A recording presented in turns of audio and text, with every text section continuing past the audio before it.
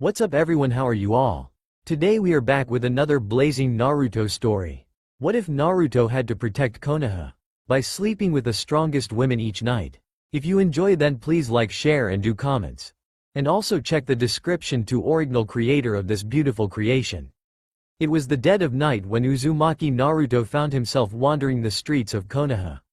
During the day, the streets of Konohagakure were teeming with people, but late at night, the streets were scarce of life. The streets were only lit by the bright moon and starry sky above, and the sound of crickets chirping filled the otherwise silent night. Naruto enjoyed walking these streets at night. It helped him feel more at peace despite the inner turmoil within him. Naruto was a young, 11-year-old boy, with spiky blonde hair, bright blue eyes and slightly cherub-like face. He was wearing an orange tracksuit with blue on the upper shoulders area as well as around the waist, a white swirl with a tassel on the left side, a red swirl on the back, a large white collar, orange pants, blue sandals, and a pair of goggles on his forehead. Perhaps the most prominent feature about the young blonde were the 3 whisker marks that ran horizontally across each cheek, giving him the appearance of a fox or cat. All of the villagers in Konohagakure despised Naruto's very existence for reasons that the young boy did not even know. No matter where he went, the small blonde would be subject to glares and sneers sent his way, and when they weren't looking at him with hate-filled eyes, they were ignoring him, as if his very existence was beneath their notice. It had been like this for as long as he could remember, and never ceased to make him feel worthless. Despite this, or perhaps in spite of it, the way people ignored him only fueled his desire to become Hokage, the leader of his village, even more, so that the villagers that resent him could become people that look up to him and acknowledge him as somebody who wants to help his village. A small, genuine smile came to his face as he took a deep breath of fresh air through his nose and exhaled through his mouth. Naruto smiled all the time, no matter the situation, but to those who knew Naruto well enough could tell that it was nothing but a mask to hide how negatively he truly felt. The only times he smiled genuinely anymore was when he hung out with Teuchi, Ayame and the elderly Hokage. Naruto had been in the Shinobi Academy for many years, so you might have expected Naruto to have made a lot of friends. In truth, Naruto only got along with Shikamaru and Choji. Everybody else either disliked him, didn't care about him, or were too shy to approach him. Naruto placed his hand on the back of his head as he looked up at the starry sky, making out any constellations that he knew of. When he looked back down, he noticed he was in the front of Konohagakure's main entrance gate. Naruto had contemplated a few times whether leaving a village that hated him would be a smart decision or not. In the end, he decided to remain in his village and continue to follow his dream of becoming Hokage no matter what the obstacle. Naruto listened to the light snoring of the 2 shinobi that were assigned to keep watch over the gate, but they had once again fallen asleep at their posts since Konoha had been at peace for years. Heck, it was so late the night that the Anbu that had been stationed to watch over Naruto had also decided to call it a night. Naruto was about to walk away and return home when he noticed something out of the corner of his eyes. Had it not been for his enhanced sense of sight, he would have most likely mistaken it for a bump in the road, but at closer inspection, it turned out to be a person. Naruto could not make out the gender or condition of the person at that moment since there was a large, tan cloak over the person's form. Naruto frowned at this and decided to help the person as he ran up to the figure's side and knelt down. "Hey, are you okay?" Naruto questioned as he shook he or she. With that damn cloak, it was impossible to tell. After getting no response, he frowned and tried again. "Oi, are you listening to me? Wake up." Once again he got nothing. Naruto sat back on his haunches and adopted a thinking pose, the whisker marks on his cheeks stretching as his eyes scrunched up, giving him a very vulpine appearance. After a few moments of thought, he decided to flip the person over onto their back, so he could get a closer look at them. It was still hard to tell, the person's face was covered in so much dirt, grime and dried blood, but he could vaguely make out the features of a girl. Of course, at the moment all he saw was the blood. "Oh my god, she's bleeding, what do I do? What do I do?" Naruto began running around the unconscious girl in a mild panic, his mind in disarray at seeing someone injured. "I should call Ji-chan. No, wait, he's probably asleep. I should call the Anbu. Ah damn it. They're probably asleep too. The hospital?" Naruto shivered, he hated hospitals. "Okay, calm down Naruto, just calm down." It took a moment, But eventually the young blonde managed to calm himself down enough so that he could begin to think logically. Or at least, as logically as the mind of Uzumaki Naruto could think. Okay, so there's a girl and she's lying on the side of the road, injured. I can't call Ji-chan and most of the ninja in the village have gone to sleep. He looked over at the ninja in the booth at the front gates, still snoring. Point proven. And I don't even think the hospital's open, so that's a no-go, even if I wanted to go there. Of course, his hatred of hospitals meant there was no way he was going to head there, and he was sure as hell this girl wouldn't want to wake up there either. Honestly, who would want to wake up to bland white walls and those mean idiots in the white uniforms? I could take her to my place and fix her up, the blonde frowned. The idea had merit, but he wasn't sure if he was comfortable having a complete stranger in his house. Then again, he couldn't just leave her in the middle of the road either. Besides, wasn't the Hokage supposed to look after his people? Looking down at the girl he sighed. My apartment it is. Steeling himself, Naruto bent down, lifted the figure and positioned her on his back. He thought about calling for help, but decided against it. Nobody would answer his plea for help, so there was no point in him wasting his breath. Naruto walked quickly, adjusting to the new weight he had to carry before he began to sprint. Over at the gate, within the booth, one of the Chunin guards woke up. Hey, Azumo, did you hear something? The spiky-headed Chunin with the bandage across his nose asked, mildly shaking his partner to wake him up. The one known as Azumo woke up with a start. Huh? What? What is it? What? I was asking if you heard something? Huh? Heard something? Azumo looked at his partner, tilting his head from side to side as he strained his ears. Nope, nothing. Good, me neither. And with that, both Chunin went back to sleep. It only took him 5 minutes to reach his house. The blonde academy student stopped in front of his door and turned the handle slightly, then kicked the door open. Flicking on the lights, the young blonde walked to his bed and lightly placed the girl on the bed. Naruto had felt a thick liquid go down his arm a minute or two ago, but now in the lit room, Naruto could see that the liquid was, in fact, blood. Naruto slowly removed the drenched cloak off of the young girl and placed it on a chair in the corner for it to dry. This was when Naruto was finally able to get a good look at the girl he had saved. The girl was about his age, slightly taller than him, and had peach skin that still showed through the grime and dried blood that seeped from the numerous small wounds from her arms and legs. I guess I should bandage up those wounds, Naruto thought to himself as he went to retrieve a first aid kit. Naruto returned shortly with the first aid kit that contained tools to be used from the smallest of cuts to some of the more grievous of wounds. It may come as a shock to know that Naruto knew first aid. In the academy he was known as the Dobi, due to the fact that he was at the bottom of his class. A combination of having to deal with the hatred of several teachers who did their utmost to ignore him, his dislike of lectures, an inability to sit still due to his high level of energy, and his penchant for ditching class to play pranks on people had caused his grades to plummet. There was also the fact that he was something of an idiot. Not exactly dumb, but definitely not the sharpest kunai of the set. However, if there was one thing Naruto did know how to do, it was dress people's wounds.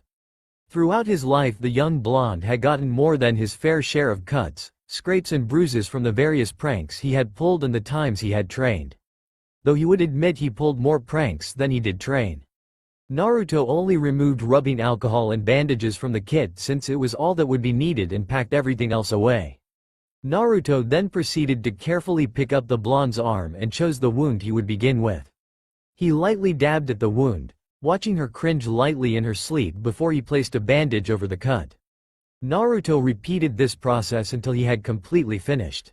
Placing what remained of the rubbing alcohol and bandages back into the first aid kit, he stood up and returned the small box where he had found it. Naruto returned to the girl and scanned her sleeping, bandaged form. Millions of questions went through Naruto's mind. Where is she from? Why is she hurt? What's she like? Will she be nice? Will she be mean? These questions and more zoomed through Naruto's mind and were only interrupted when a long yawn escaped him. Naruto decided it was time to call it a night. He thought about where he should sleep. Would it be okay if he slept in his bed? Probably not, and besides, she was injured and she deserved her own place to sleep. With that in mind, Naruto walked to the closet at the corner of the room and retrieved a futon, a spare pillow and a blanket in case it got cold during the night. Placing the futon on the ground, Naruto put the pillow at the end of it and placed the blanket by its side. Naruto was too tired to change clothes, so he lay down on the futon and instantly fell asleep as soon as his head hit his pillow. The next morning, small streams of light passed through the blinds and shined in the sleeping Naruto's eyes. He tried his best to keep them closed, but his efforts were fruitless, and with a reluctant sigh he stood up. Naruto took a minute or two to stretch, popping a few joints in the process before going to the sink and splashing his face with cold water to wake himself up fully. What do I do now? I can't not tell anybody about her, and Ji-chan would ask questions soon, so I should tell him at least, Naruto thought to himself as he looked at the girl still fast asleep on his bed. Deciding on a course of action for later, Naruto went into the kitchen and began to prepare breakfast for himself and for the blonde just in case she woke up soon. As Naruto prepared breakfast, his thoughts wandered off to the thought of him finally graduating from the academy and going on dangerous mission. Naruto snapped out of his contemplation to see that the eggs he had boiled were finished. Naruto wished he could have better food and a lot more of it, since what he had made was barely enough to feed him, let alone the both of them. Naruto distributed the eggs so that he got a barely anything and gave the sleeping girl the most. He would just go to eat Chiraku ramen later. Naruto quickly scarfed down his portion before looking over at the blonde girl, wondering if it was okay to leave her by herself. Naruto didn't want her to wake up and have her simply leave the house, since the chances of him finding her again would be very slim without him even knowing her name. Naruto decided that he would go talk to the Hokage about this girl, but as incentive to possibly have her stay here just in case she woke up, he walked over to her bed and placed the breakfast on the drawer at the side of the bed, which now included a glass of orange juice. If she saw the food, then she might see that she was in the house of somebody that wouldn't cause her any harm. Naruto got ready to leave when he heard the blonde girl stir in her sleep before watching her sit up in the bed. When she opened her eyes, the first thing she saw was Naruto's face, and as her first instinct mandated, she slapped him across the face, sending him across the room. "Who are you and where am I?" the girl demanded, standing on the bed, having been frightened by her new surroundings and this new stranger. "Is that how you go treating somebody that takes you off the street, fixes you up and gives you their bed to sleep in?" Naruto shouted back in anger. That slap didn't really hurt, but it stung into him. It showed an ungratefulness for everything he had done. The girl blinked twice at what the young blonde boy said before she looked down at herself to see that all the wounds she had were bandaged and she was standing in the only bed in the square apartment, and then she looked to her right to see a handful of hard-boiled eggs. It was safe to say that the blonde felt extremely sorry for hitting Naruto like she did. "I'm sorry," the blonde-haired girl apologized sincerely as she sat back down on the bed, looking away in embarrassment. Naruto was a little surprised to hear somebody actually apologize to him. "It's fine. It's my fault for surprising you like that," Naruto assured her as he sat at the edge of the bed, picking up the tray with her breakfast and placing it on her lap. The famished girl looked at it, then up at Naruto to see if he was sure about giving her food, only to be greeted by a reassuring close-eyed grin. "You were pretty beat up when I found you, but I brought you to my apartment and I fixed you up." "How are you feeling?" Naruto asked the girl. The girl stopped eating for a moment as she pulled away one of the bandages to show that the wound underneath had already closed. "Wow, that's so cool. That's something you and I have in common. I heal pretty fast too," Naruto stated with a smile on his face, receiving a small smile from the blonde at the young boy's loud and childish personality. "I guess I should really thank you for helping me like you did." The young girl thanked the young blonde, who scratched the back of his head in his embarrassed habit as he waved it off. "You really don't need to thank me. I wouldn't be able to turn my back on somebody who needs help," Naruto told her modestly as he laughed. She smiled a little wider as she noticed that he wasn't just loud and childish, but could be slightly more mature if he wanted to. "Do you know where I am?" the girl questioned as she continued eating, Naruto looking at her curiously, not seeing how she could not know where she was. Nonetheless, he answered her question. "Right now, you're at my apartment in Konoha. Where are you from?" The blonde's eyes widened slightly at how far she was from home before deciding to tell Naruto where she did come from. "I'm from Kumogakure," the traveling girl revealed, Naruto gaining a questioning look on his face as he had never heard of Kumogakure before. "Where's Kumogakure?" Naruto questioned the girl as she sweat dropped at the young boy not knowing such a basic piece of geography. Konohagakure is in Hai no Kuni to the south while Kumogakure is in the Kaminari no Kuni in the far northeast. They're extremely far from each other and it would take weeks to travel the distance, the young girl explained as Naruto tried to draw a mental map in his head, but only succeeded in making two dots very apart from each other. No wonder you're so hungry, Naruto commented at hearing the time it took to go from Konoha to Kumo, but the blonde-haired girl misinterpreted Naruto. Are you calling me fat? The female demanded in a threatening tone. No women in the entire world wanted to be considered fat and all the men in the world knew this no matter what the age. Naruto waved his hands in front of him innocently as he spoke quickly, no. Of course not, I was just saying that going from Kumogakure to Konohagakure is a long trip and you must not have eaten a lot. The blonde-haired girl's expression went soft again as she lightly giggled at Naruto's reaction as he sighed in relief.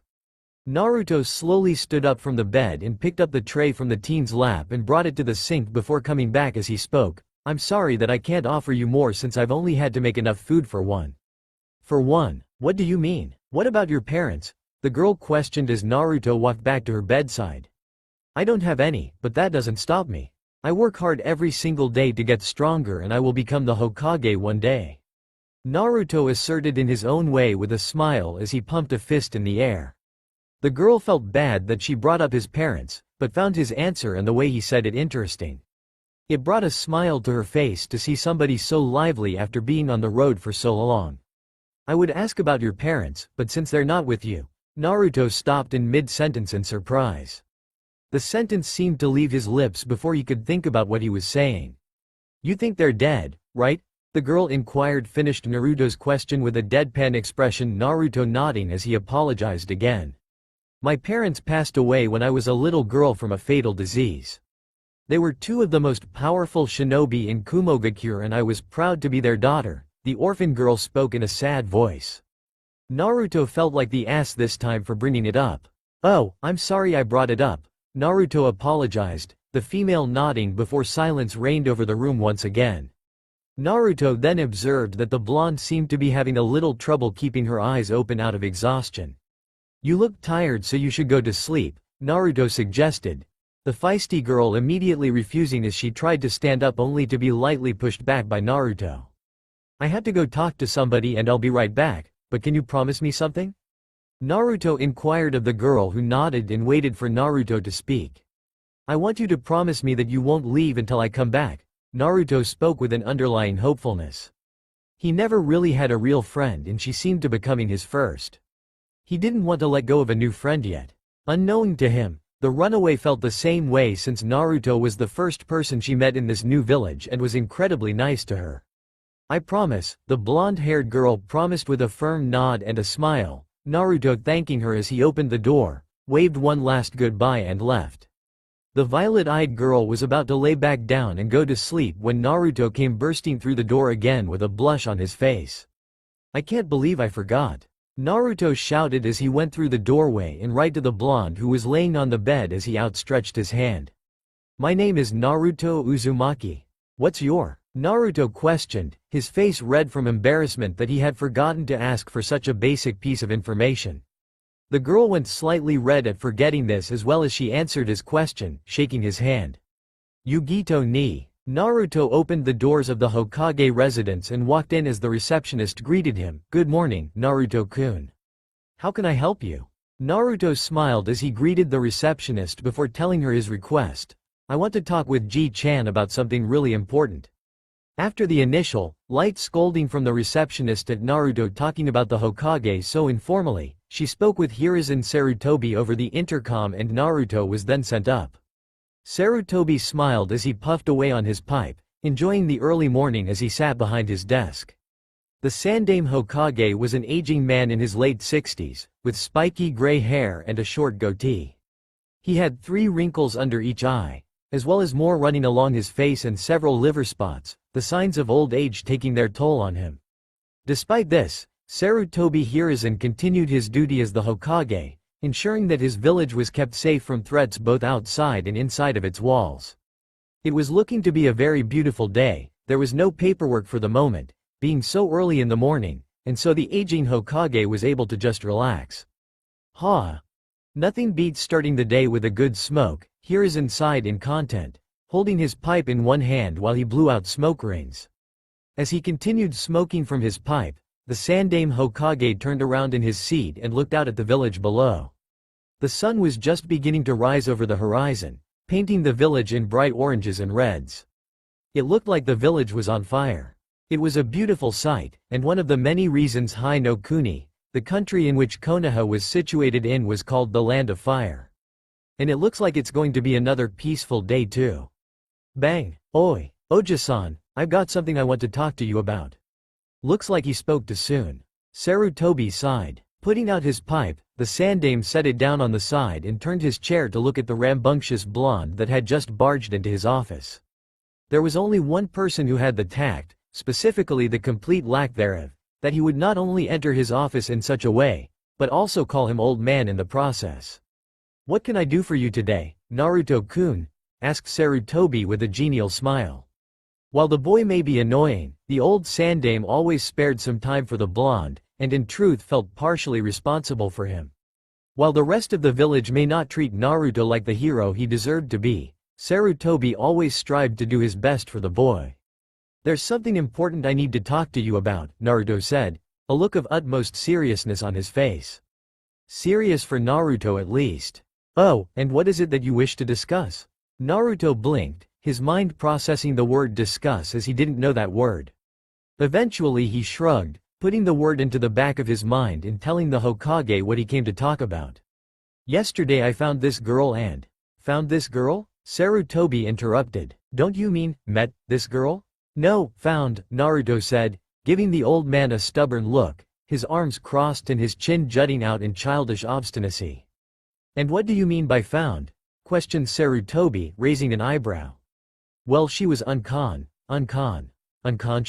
Yeah, that." Naruto nodded his head and continued. "Anyways, I found her on the side of the road, injured and unconscious, and decided to take her back home and give her some first aid." "I see," Hiruzen said, stroking his beard and thought. It was very rare for someone to turn up unconscious and injured in his village. With all of the ninja he had patrolling and keeping the peace, crimes and the like were very rare. Not to say they didn't happen, but they only happened once in a blue moon. "And what do you know about this girl?" "Her name's Ni Yugito, and she's from Kumogakure?" "Yeah, that." Sarutobi frowned. A girl showing up in his village in the middle of the night, injured, was rare enough. An injured girl who came all the way from Kumogakure and managed to slip in during the night was something that had never happened before. For a shinobi, Kumo was around several weeks of traveling, for a civilian it was around 2 months. And due to the strained relationship Konoha had with the Hidden Lightning Village, someone coming from Kumo to here was very rare, with only a few merchants traveling between the villages. All these thoughts came and went within the Sandaime's mind in less than a second as he looked at the blonde and thought. "And what is it you wish from me regarding this girl? Can she stay?" The answer was not only immediate but entirely expected. Hiruzen had already figured out more or less what Naruto was going to ask, and had even come up with an answer. "For now," Sarutobi replied. Naruto opened his mouth, and the Sandaime could easily sense the boy was about to complain. He quickly intervened before the boy could say anything. "I am not saying she cannot stay, however, as Hokage I cannot rule out the possibility that she is a possible enemy ninja sent here for some notorious purpose. It wasn't as rare as one might think for young ninja to be sent on infiltration missions into enemy territory as spies or assassins. Who would suspect a child could be a trained killer? Not counting some people who were legendary for being child prodigies. How could you say that?" Naruto exploded. "She was injured when I found her. It's obvious she's not. She could be faking it, Naruto-kun." Sarutobi interrupted the boy's rant. "There are many ninja in this world who have graduated at an age as young as you, some even younger. As Hokage it is my duty to ensure that it remains protected from all threats." Naruto couldn't argue with that. The moment Sarutobi had brought up his duty as Hokage, the blonde was cut short. Being someone who wanted to be Hokage himself, the young boy would never say anything that might slight the title of Hokage. "So she can't stay?" asked Naruto, sounding depressed. "I didn't say that," Sarutobi said, making the blonde look up. "I merely said I must ensure that she is not a threat before I allow her citizenship. I will need to speak with one of my shinobi, and he will interview her and ensure that she is not a threat to the village. Afterwards, if everything checks out, I will simply have her fill out some forms that will make her a citizen of Konoha. Oh, now, it will take a while to set up the interview. The ninja I have in mind is currently busy with something I have him doing. It will be about 2 days before the interview takes place. In that time I will allow you to show her around Konoha. It would also allow him to observe the girl before the interview and help determine whether she was a threat. How does that sound? Great, Naruto said. I'll tell Yugito right away. Thanks Oja-san. Sarutobi watched as Naruto ran out of the room. When the door closed he pressed a button on his intercom and spoke into a small microphone. Miss Kaizuki, please inform Inoichi-san that I wish to see him at his earliest convenience. Right away, Hokage-sama, came the voice from the speaker system. Turning the intercom off, Sarutobi opened a drawer in his desk and pulled out a small, crystal orb. He set it on a pedestal and ran through a few hand seals, activating a jutsu within the orb. The orb took on a blue glow briefly, before an image appeared inside, one of Naruto running through the streets, a grin stretched across his face. Now, it's time to find out more about this Miss Ni Yugito. Yugito awoke to the bright light streaming in through the window. Her eyes fluttered open briefly before shutting them again when the midday sun's rays hit her eyes and burned her retina. She rolled over onto her face, away from the light, then opened her eyes again. A few moments later, after letting her eyesight adjust, Yugito Ni pushed herself into a sitting position. She looked around the room, remembering that this was Naruto's bedroom. Thinking along those lines brought a bit of a blush as she had never been in a male's room, or anybody else's for that matter. The bedroom was very basic. Aside from the bed she was resting in there was a large poster of the Konoha leaf symbol behind it. To her immediate left was a potted plant, a small palm tree that was bred indoors. A glance off to the side she saw a window that showed a perfect view of the famous Hokage monument, the mountain that had the 4 Hokages carved onto it. On the other side was a basic nightstand with an old, orange alarm clock. Over on the opposite side of the room was a large dresser made of a lighter wood than the nightstand, and next to that was a full-body mirror leaning against the wall. There was also a sliding glass door on the opposite side of the door leading out of the room that led to a balcony. She could see the steel railings bordering it and a pair of slippers sitting off to the side. The room itself was made up of light green walls, worn and faded with several cracks on them. A calendar was hanging on one side of the wall, and there were a few small posters with various kanji on them. She even saw one next to the palm tree with a cup of steaming ramen on it. How weird was that? The lower third of the wall was made of up-tiled wood. There were a few stains that came with age, but other than that it looked well kept. The ceiling, like the walls, were green in color and the floor was made of wooden paneling in a light red color. Yugito thought the place looked kind worn and aged, but it was obvious that Naruto took decent care of the place. Letting the sheet fall off of her body, she got off the bed, bare feet touching the floor as she stood up and stretched for a moment. However, as she stretched a wretched stench hit her overly sensitive nose. Her nose crinkled in disgust, and it took her a moment to realize that the smell was coming from her. This was something Yugito realized she should have expected. Having been on the run for nearly 3 months, she'd had very few chances to bath, the last time being about 3 weeks ago. Obviously, she was going to be dirty and smelly. Naruto said he had to go speak to someone, and since he didn't wake me up he should still be out. Despite this thought, Yugito decided she would check to make sure Naruto was really gone. Walking over to the door, the blonde-haired female opened it and walked out into the small hallway. She quickly checked the dining room and the kitchen. When she was sure Naruto was not in the apartment, she made her way to the bathroom. I'm sure you won't mind if I take a shower, she thought to herself. He had been very kind to her thus far, and she was sure he would be fine with her using his facilities to get clean. Who knew, he might even be appreciative that she wasn't smelling like she hadn't bathed in weeks when he arrived home. The bathroom was very basic and small, not that Yugito expected it to be large or anything. Her bathroom back in Kumogakure had been even smaller. It had all the basics, a toilet and sink situated next to each other.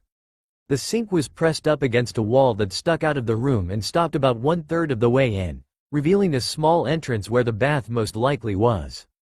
On the wall opposite the toilet was a towel rack with several fluffy orange towels hanging off of them. Yugito moved across the floor, passing through the small entrance to reveal her earlier assumptions had been right. There was a small bath, large enough to fit one person comfortably. Unlike most baths, the heating device was on the side, and a large pipe was sticking out from the top, curving up and out of the room via through the wall. Off to the side was a small stool over a drain with a wooden bucket. Walking up to the bath, Yugito turned on the faucet until a steady stream of cool blue water began pouring out. Then she turned on the heating unit, cranking up the small dial to start a fire inside of it that would heat the water. With that done, Yugito quickly made to get undressed. The first thing she took off was her shirt, the tight black shirt with a purple patch that ran along the lower part of her torso and half of her chest, slid off as she grabbed with it both hands by the hem and lifted it up. Looking at it, she noticed that it was very dirty as well. Her pants were too, and she realized that her clothes would need to be washed as well before she could wear them again. Steam soon began filling the room. Yugito hiked her thumbs under her pants and panties, and slid them down the lower half of her body. Stepping out of them, the now nude Yugito folded her clothes, quickly walked out of the bathroom. It took her a while, but she was able to eventually realize that this apartment did not have a washing machine, meaning, much to her displeasure, she would need to wash them by hand. Sighing, she went back the bathroom and decided that could wait until after she was clean. After setting her clothes on the toilet seat, she grabbed the bucket and went over to the bathtub. Sticking her hand in the water first, she deemed it hot enough and quickly filled the bucket with water. After looking around for a moment, she saw a small rack hanging on the wall filled with soap and shampoo. Both were for men, but considering this apartment belonged to a guy and she hadn't bathed in weeks, she wasn't going to be picky. Grabbing a bar of soap and a bottle of shampoo, she walked back over to the stool and drain. Setting the cleaning supply down, Yugito picked up the bucket and unceremoniously dumped the water over her head, drenching her from head to toe. After refilling the bucket with water, Yugito sat down and began washing herself. As she worked the shampoo into her hair, Yugito found herself hoping that Naruto would be out for a while so that she could get cleaned and dressed before he came home. Naruto arrived at the front door to his apartment when a thought arrived to the forefront of his mind. Yugito might still be asleep. With this in mind, the blonde wannabe Hokage cautiously and quietly turned the handle, opened the door, tiptoed in and closed the door behind him. Naruto continued to take a couple of light steps into the room just as the bathroom door swung open. Naruto was then gifted by the sight of Yugito, wrapped in nothing but a towel. Naruto was able to see a good amount of cleavage and her flawless, peach-colored skin which was now clearly visible after all the impurities had been washed away. This also brought out her beautiful, long blonde hair that came down to her mid-back and a little over each shoulder and down to her fairly well-endowed chest. A droplet of water rolled down her neck, leaving a wet trail as it moved over her clavicle, then moved slowly along the upper swell of her cleavage and disappeared down into the towel as it moved between the valley of her S. If Naruto's brain had been working properly, he might have gulped. Had his brain been smart, he would have looked away as well. While Naruto was treating himself to the spectacular view, Yugito turned her head to see him gawking at her. As soon as Naruto was seen, his position went from enjoyable to precarious. Yugito's face went through several different emotions: surprise, mortification, embarrassment, and finally, it settled on anger. Once her emotional disposition had settled on a single emotion, that being of righteous female fury, she acted out of instinct that all women are born with and did the one thing her mind told her to do: start throwing things. Whoever the moron was that came up with the idea that women were fragile, sweet creatures must have been completely insane at the time. The blonde male of the duo was soon forced to dodge the many items and objects that were being thrown at him by his female counterpart. Bars of soap and shampoo bottles soon escalated into chairs, then a mattress, and finally, a sink. Naruto cursed under his breath just before the sink collided with his chest, knocking the air out of his lungs as he burst through the closed door, over the safety railing and plummeted down to the ground below. Naruto groaned in pain as he pushed the sink off of him, cursing under his breath, again. Who do you think would be tasked with fixing that? Naruto ignored the astonished spectators that had stopped walking when he was unceremoniously thrown out of his own apartment by, of all things, a kitchen sink and stood up. Tentatively, he walked up the steps of the apartment and edged to the door. He needed to tell Yugito about his discussion with the Sandaime Hokage, but he had no desire to have anything else thrown at him. If he stepped in, he might have to deal with a stove or refrigerator flying his way next. Naruto looked down at the caved-in door and cursed yet again. Who do you think would be tasked with replacing that? Naruto sighed out of self-pity, but he wasn't one to wallow in it for too long as he quickly recovered.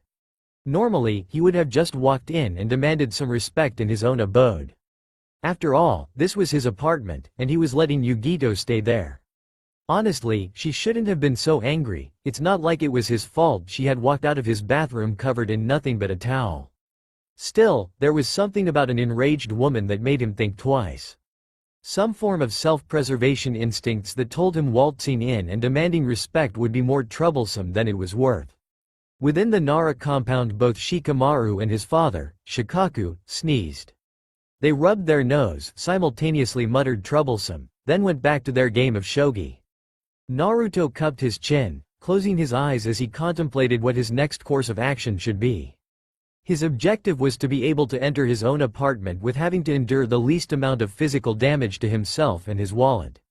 Naruto, who could be considered mentally inept during the best of times, came up with a complete blank. So he did what he did best, he winged it. Naruto closed his eyes and held his hands in front of him as he slowly walked in. I'm not looking, just please, don't throw anything else. Naruto instantly pleaded as he felt a blast of killing intent hit him as soon as he entered the apartment. Don't you knock before you open doors. Yugito shouted as Naruto heard and partially felt a knife just nearly embed itself in his skull, but instead punctured the wall just behind him. What Naruto felt like saying in response was, "This is my goddamn house, so I don't need to goddamn knock." Dat bayo. However, even the small spec processor he called a brain knew that would be a bad idea. Instead of saying what he wanted to say, he said, "I thought you were sleeping and I didn't want to wake you up. I didn't know you were taking a bath." Yugito had to admit that his defense was reasonable enough. Truthfully, she felt a small amount of shame and gratitude towards him. It wasn't exactly his fault that he had come in just as she was getting out of the shower. Not that she would tell him that. Sighing, she slowly placed the set of sharp kitchen utensils on a nearby table. "I'll let you off this time, but next time you won't be so lucky. Just wait outside and let me get dressed. It'll only take a minute," Yugito stated. Naruto gulped at the threat from the blonde-haired girl as he scurried out of the door and did as he was told, leaning against the wall as he waited for Yugito. Shikamaru always said that women were a drag. Point proven, Naruto thought to himself as he sighed, leaned against the wall and slid down until he was on his butt. He looked up at the sky and shuddered, somehow feeling as if he just escaped the Shinigami's grasp. Naruto learned something else about women that morning. They take forever to get dressed. Naruto was kept waiting outside so long that he actually fell asleep and was snoozing like a baby by the time Yugito finally walked out. "Naruto, you wanted to talk to me about something?" Yugito inquired of the boy, lightly shaking him. What is it?" Naruto's shouting got increasingly louder as he jumped out of his sleep, a kunai in hand, acting as if they were being ambushed before Naruto got a clear grasp of where he was and he recollected what happened before he dozed off. "Took you long enough," Naruto complained, replacing the kunai in his holster. Yugito looked at him with a raised eyebrow, then looked at the holster that he had placed the kunai in, then back to him. For once, Naruto understood the look, but he just sighed and made a gesture that told her to forget it. "I went to Gigi." He trailed off when he noticed her blank stare. It took him a moment to realize that she probably didn't know who Gigi was. Thus, he quickly elaborated with, "He's the Hokage, and I told him about you. I asked him if you could stay and he said somebody was going to come and interview you and then you could stay. Isn't that great?" Naruto explained, exclaiming the last part in joy of having his new friend stay in Konoha, despite her seemingly violent nature. Yugito knew of the rather troubled relationship between Konoha and Kumo, so she was both relieved and ecstatic to hear that she was not being instantly expelled from the village like she had believed would happen if the day came that far too many ninja of this village found out that she was from Kumogakure. She had planned on telling Naruto to keep it a secret, but it was too late and it apparently didn't matter anyways. She was being given a chance to settle in a new village and all she had to do was answer a few questions. How hard could that be? "How about we go celebrate with something to eat? You're still hungry, right?" Naruto inquired of the girl for the reason he had verbally stated. There was also the small fact that he was hungry, having not eaten much for breakfast since he gave most of his food to Yugito, and if he didn't get a few bowls of ramen in his system now, he just knew he was going to die. I am pretty hungry. Do you have a place in mind? Yugito questioned calmly, but that didn't stop Naruto from giving a loud response. Hell yeah, I have a place in mind. Naruto shouted victoriously, pumping a fist into the air with childlike enthusiasm. He grabbed Yugito by the hand, eliciting a very small blush from the girl who was not all that used to human contact. However, after a few moments of being pulled along by the enthusiastic whisker-marked blonde, she got used to, and even enjoyed the small amount of physical contact. She moved her legs quickly to catch up so she wasn't dragging along behind him, laughing a bit at the expression of childish joy on her fellow blonde's face. It only took a minute with Naruto's insane hunger to arrive at the small, opened eatery. Ichiraku Ramen was a very small wooden stand with a flap hanging over the entrance. Despite its old and semi-worn look, the heavenly aroma that wafted from the place negated any reservations Yugito might have had about the place. Without pausing, Naruto walked in and took his seat. Yugito followed close behind, taking the seat right next to him just as the owner of Ichiraku Ramen turned around to see who had entered his establishment. The man, who looked to be in his mid to late 40s, wearing a faded white shirt, blue jeans and a slightly dirty apron with a chef's hat on his head, was pleasantly surprised to see his favorite customer sitting in his usual seat, but what caught the shopkeeper's attention was the blonde-haired girl sitting right next to him. Was Naruto making friends after being alone for so long? A warm smile came upon Tuchi's face as he greeted the short, blonde boy, Naruto. It's good to see you again. Soon after this greeting, which was returned by an equally happy one from Naruto, the chef questioned Naruto about his new acquaintance. Who's your new friend, Naruto? Oh yeah, this is Yugito ni. Yugito, this is Ji-san. Naruto introduced Tuchi to Yugito and vice versa. Yugito had instantly wished that Naruto told her the elderly man's real name since she didn't feel comfortable with referring to this friendly stranger as Gramps. It sounded rude and disrespectful to call an older person by that, but it seemed that the ramen maker did not mind at all and perhaps even enjoyed being spoken to in such a familiar name. It's nice to meet you, Yugito, Tuchi spoke to the young, blonde-haired girl in a warm voice. It was the kind Yugito would have expected in a grandfatherly figure, something she had not experienced. She quickly gave him a similar greeting as the man began preparing a couple bowls that he would pour ramen into. Naruto visited the ramen shop so frequently that it was no longer necessary for him to tell Tuchi what he wanted as it was the same every time. What is it that you would like to eat? This may be Ichiraku Ramen, but we don't only serve ramen, the shop owner explained shortly to the girl who thought about it for a moment. Do you, by any chance, serve tekudon? Yugito asked politely, not even bothering to bring her hopes up as she knew that a ramen shop most likely did not contain the rice, raw tuna and special spices that were in the dish she liked.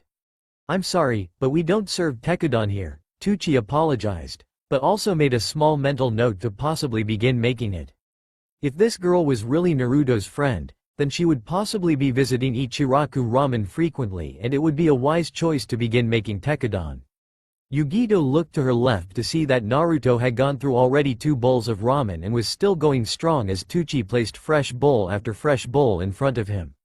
If Naruto was eating it like that, then the food must have been something special. Can I get what Naruto is eating? Yugito questioned the old man who nodded with a smile. Nobody could eat ramen as passionately as Naruto, but Tuchi's ramen was delicious. Yugito was at first hesitant to try it before the hunger that she had felt through those weeks of travel came to her like a slap to the face and she began to chow down at a speed that rivaled Naruto's.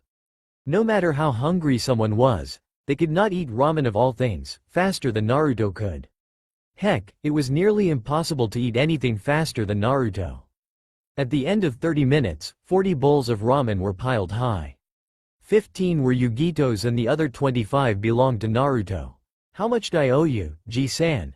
Naruto questioned the old man who told Naruto that it was all on the house.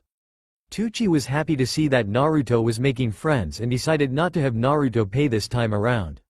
His income would take a somewhat sizable decline, but Naruto was almost like a son to him. Really? Thank you, thank you, thank you, thank you, Jii-san. Naruto thanked the man ecstatically to the point where it could most likely be heard throughout Konoha. Yugito thanked the man as well, but a lot more politely and quietly than Naruto, though she couldn't help but giggle slightly at her fellow blonde's rambunctious and overly enthusiastic way of thanking someone. Tucci, who was pretty much used to Naruto's way of acting, just chuckled and waved the thanks off.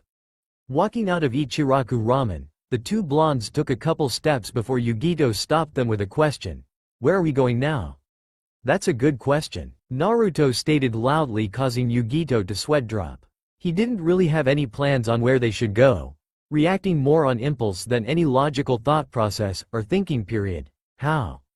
Naruto-like. Meanwhile, Naruto was deep in thought as he closed his eyes and made a face as he began to think of an idea on what they should do.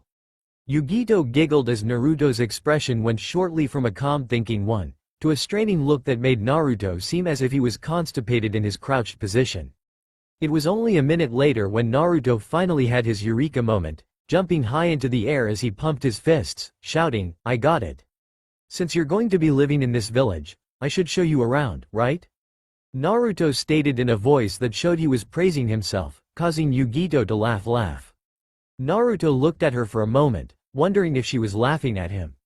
But seeing the smile on her face that she was sending his way made it so that, even if she was laughing at him, it wouldn't have mattered. The number of people who smiled his way could be counted on one hand. The smile she was giving him, which he absently noted made her more beautiful than ever before, made his world that much brighter than it had been minutes before.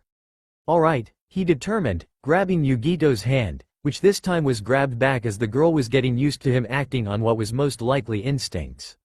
"Let's go." Yugito couldn't help but mirror Naruto's grin as the whiskered blonde began dragging her off to their first destination.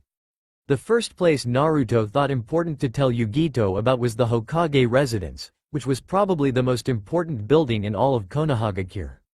It was where missions were assigned, where orders were given, where the Hokage stayed, and where other important operations were carried out. The central hub of Konoha, as it were.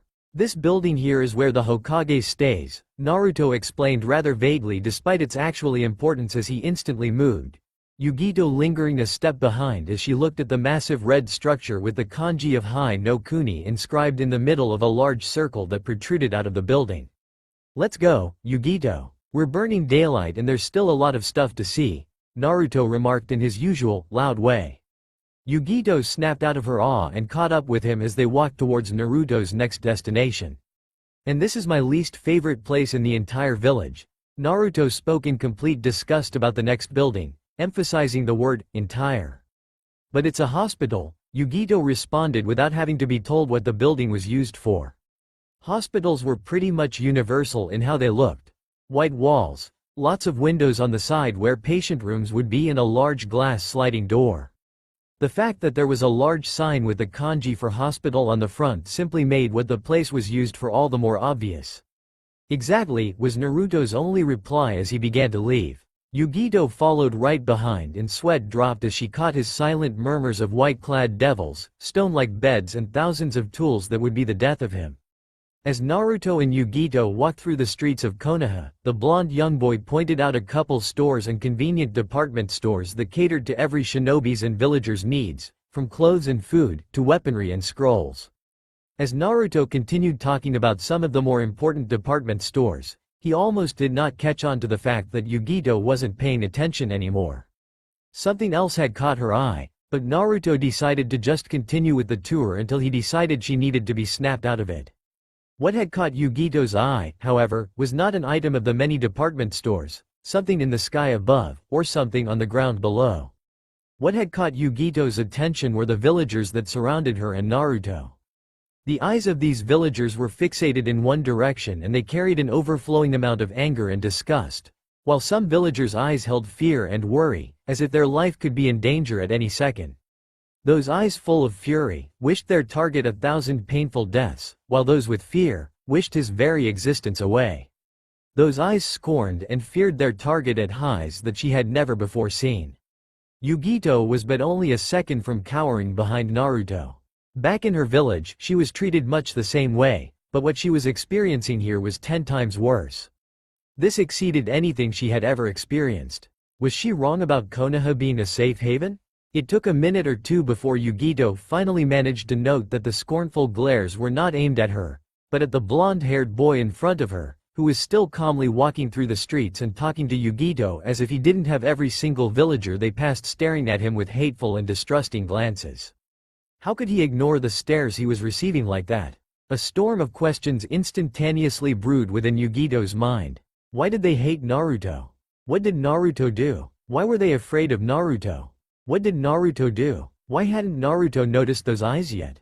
Yugito's efforts to answer all of these questions were in vain as they only multiplied and succeeded in frying her mind from overuse.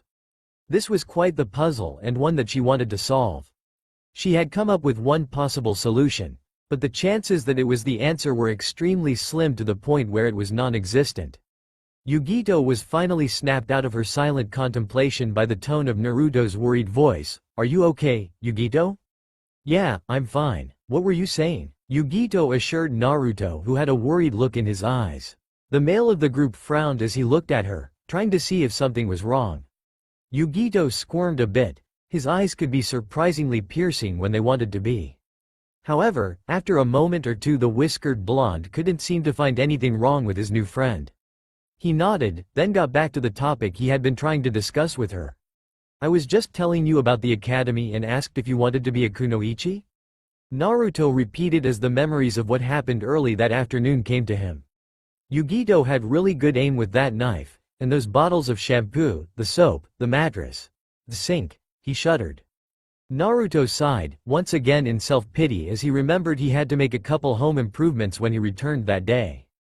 This moment of regret caused Naruto to miss Yugito's answer and therefore give the blonde the wrong message. "Is there something wrong with that?" Yugito inquired of Naruto upon hearing him sigh, with a voice of slowly building anger that showed she was offended. "Wait, what? Huh? I'm confused?" Naruto babbled like an idiot at Yugito's seemingly spontaneous fury in both fear and confusion at what had brought it on. "I just told you that I do plan on becoming a kunoichi and you sighed." Yugito accused vehemently, wondering why that got Naruto upset. Did he think she was incapable of becoming one? Did he think she was too weak, because she wouldn't think twice about proving him wrong? Even if she was not in her home village anymore, she would still become a strong and proud kunoichi and nobody was about to take that away from her. Naruto shook his head vigorously as he waved his hands in front of him, trying to show his innocence. "You got it all wrong.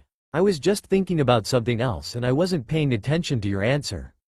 Naruto's mood went from fearful to bright and cheerful upon remembering her answer. "That's right. You said you were going to be a kunoichi. That's great. That means that we can go to the same school and I think there's an open seat in my class. That means we could be in the same class. That would be so cool." Naruto's cheerful attitude only increased as he began hyping himself up even more. Yugito's sweat dropped for a moment, almost not believing it was possible for someone to be as happy as the spiky-headed blonde. Still, she couldn't help but find Naruto's happy-go-lucky attitude to be both comical and relieving after being on the road for so long. Almost like a nice refreshing breeze on a hot summer's day. Yugito could not remember a day she had ever laughed so much, or had ever felt this happy and at peace. Naruto was someone special, she was beginning to realize, and Yugito knew that she was extremely lucky to have met him. As Naruto slowly began to calm down, the two blondes noticed that the sun had begun to set, turning the sky a brilliant orange mixed with reds and purples.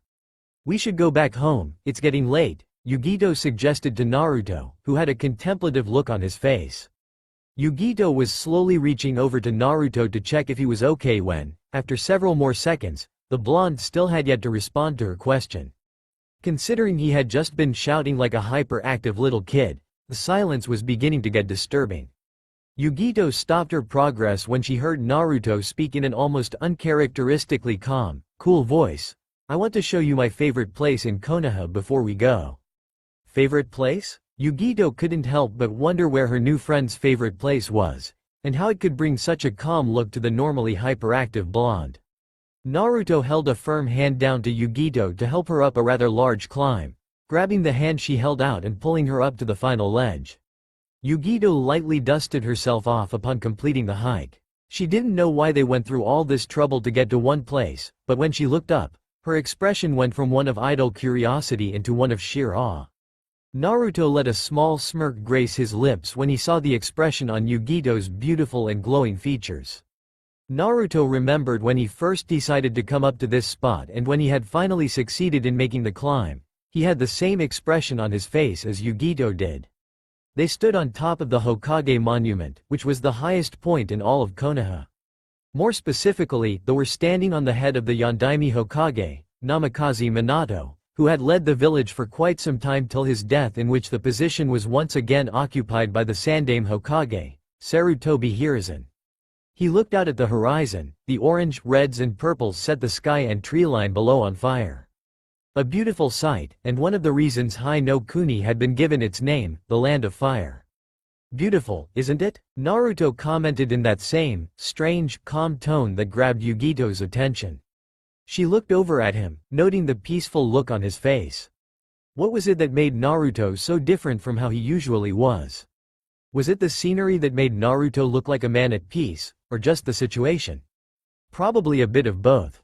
It's amazing, Yugito said in an almost silent gasp, her eyes going back to the sky. Naruto's small smirk turned into a warm smile as he lightly held her by the wrist and led her till they were right on top of the head. Naruto proceeded to lay on the ground as he looked over to see Yugito's eyes were still firmly planted on the sky. Grabbing her hand, he directed her attention to him with a gentle tug. She looked down at him and he tugged again. It took her a second, but she soon got the hint and lay down next to him. One of these days, I want to have my head right next to this one, Naruto remarked slightly offhandedly, Yugito looking back down at him in slight amazement. She remembered Naruto mentioning that the monument had the heads of all the Hokage imprinted on it. You want to become Hokage? Yugito asked in amazement at the seemingly impossible goal. Out of the thousands of ninja in the village, only a select few were ever even considered for the position. The kage of any one of the 5 major ninja villages were the most powerful of their respective home. To get to that position, you had to become stronger than anyone else in your village. Gaining such a prestigious title required more work and dedication than most people were ever willing to give. The whiskered blonde's response came in the form of a nod and a warm smile on his face that Yugito found very comforting. I know you saw how the villagers treat me here, and to be honest, I don't know why they hate me, Naruto began. An astonished look appeared on Yugito's face. Had he always been this perceptive and just acted ignorant? Or was there something more to the blonde's ability to read the situation? But that's why I want to become the next Hokage. I want to be somebody important that everybody respects and acknowledges as someone great. I want everybody to think of me as important to the village. Naruto explained his goal with a certain air about him that made you want to believe that he would accomplish that goal one day. Listening to him, Yugito couldn't help but hope he did eventually become Hokage. Gigi always told me stories of how the Yondaime Hokage was one of the greatest Hokages and about how he was so widely respected and known throughout the village and the world. Gigi told me that he died for Konoha the day I was born, Naruto commented with a strange, sad smile as silence overcame the two, Yugito hanging on every word that Naruto was saying. To see Naruto acting so mature when he had acted like a child on a sugar high the entire day made this a rare and interesting event. I want to become just like him one day, Naruto finished with a smile as he took one last deep breath and relaxed against the fourth's head, looking up at the sky as his eyes slowly closed and he dozed off into a peaceful slumber. Yugito, however, was still awake and was looking down on Naruto's peacefully sleeping form as she supported herself on one elbow, watching as the moonlight seemed to dance on his features with a soft smile on her face. I couldn't have met a better person, I'm sure of it now. He's so different and special in his own way. He's brash, loud and childish, yet can be calm, quiet and mature. He always manages to make me laugh, and despite how hurt he is by how everybody treats him, he manages to keep a smile on his face and ignores it. I was never that strong, Yugito thought as she unconsciously brought a hand up and began running it through Naruto's golden blonde locks. His hair was soft, she mused, almost like fur. Laying down on her side, so that she could still look at Naruto's sleeping face, Yugito said, I'm really glad I met you, Naruto. Her voice a mere whisper that was lost on the wind. Soon, the peaceful atmosphere that had overcome the area began to lull Yugito into a sense of security. Her eyes slowly fell closed, and her breathing evened out, as she too fell asleep. Naruto drowsily opened his eyes only to be blinded by the morning rays of the rising sun that shone across the horizon. The radiance of the sun after the darkness of the night seemed to signal the awakening of the world as Naruto was instantly greeted by the sound of chirping and chattering wildlife, the rushing waters of a nearby river and the light sound of the wind sweeping across the barren streets of Konoha and through the trees surrounding the village. A small smile of relaxation appeared on Naruto's face as he drew his arm over his eyes to shield them from the beams of light, feeling as it heated the fabric of his clothing. Naruto let out a content sigh only to feel it slightly restricted by a warm weight that he just realized was on his mid-chest. Naruto felt tempted to check what it was, but he weighed that the value of his relaxation was far greater than his curiosity. Naruto would have been able to ignore this soft pressure on his chest, but then, it moved. Naruto's curiosity went from ignorable to unbearable as he could no longer contain himself. Naruto's eyes flew open as he bent his head towards his chest to get a good look at what had interrupted him from one of his more enjoyable hobbies. The somnolent blonde instantly regretted this action as his eyes were left vulnerable to the unrelenting light rays of the sun. Naruto groaned in annoyance as he blinked rapidly, allowing his eyes time to adjust. As Naruto's eyes adjusted, the preliminary blur he saw began to take shape.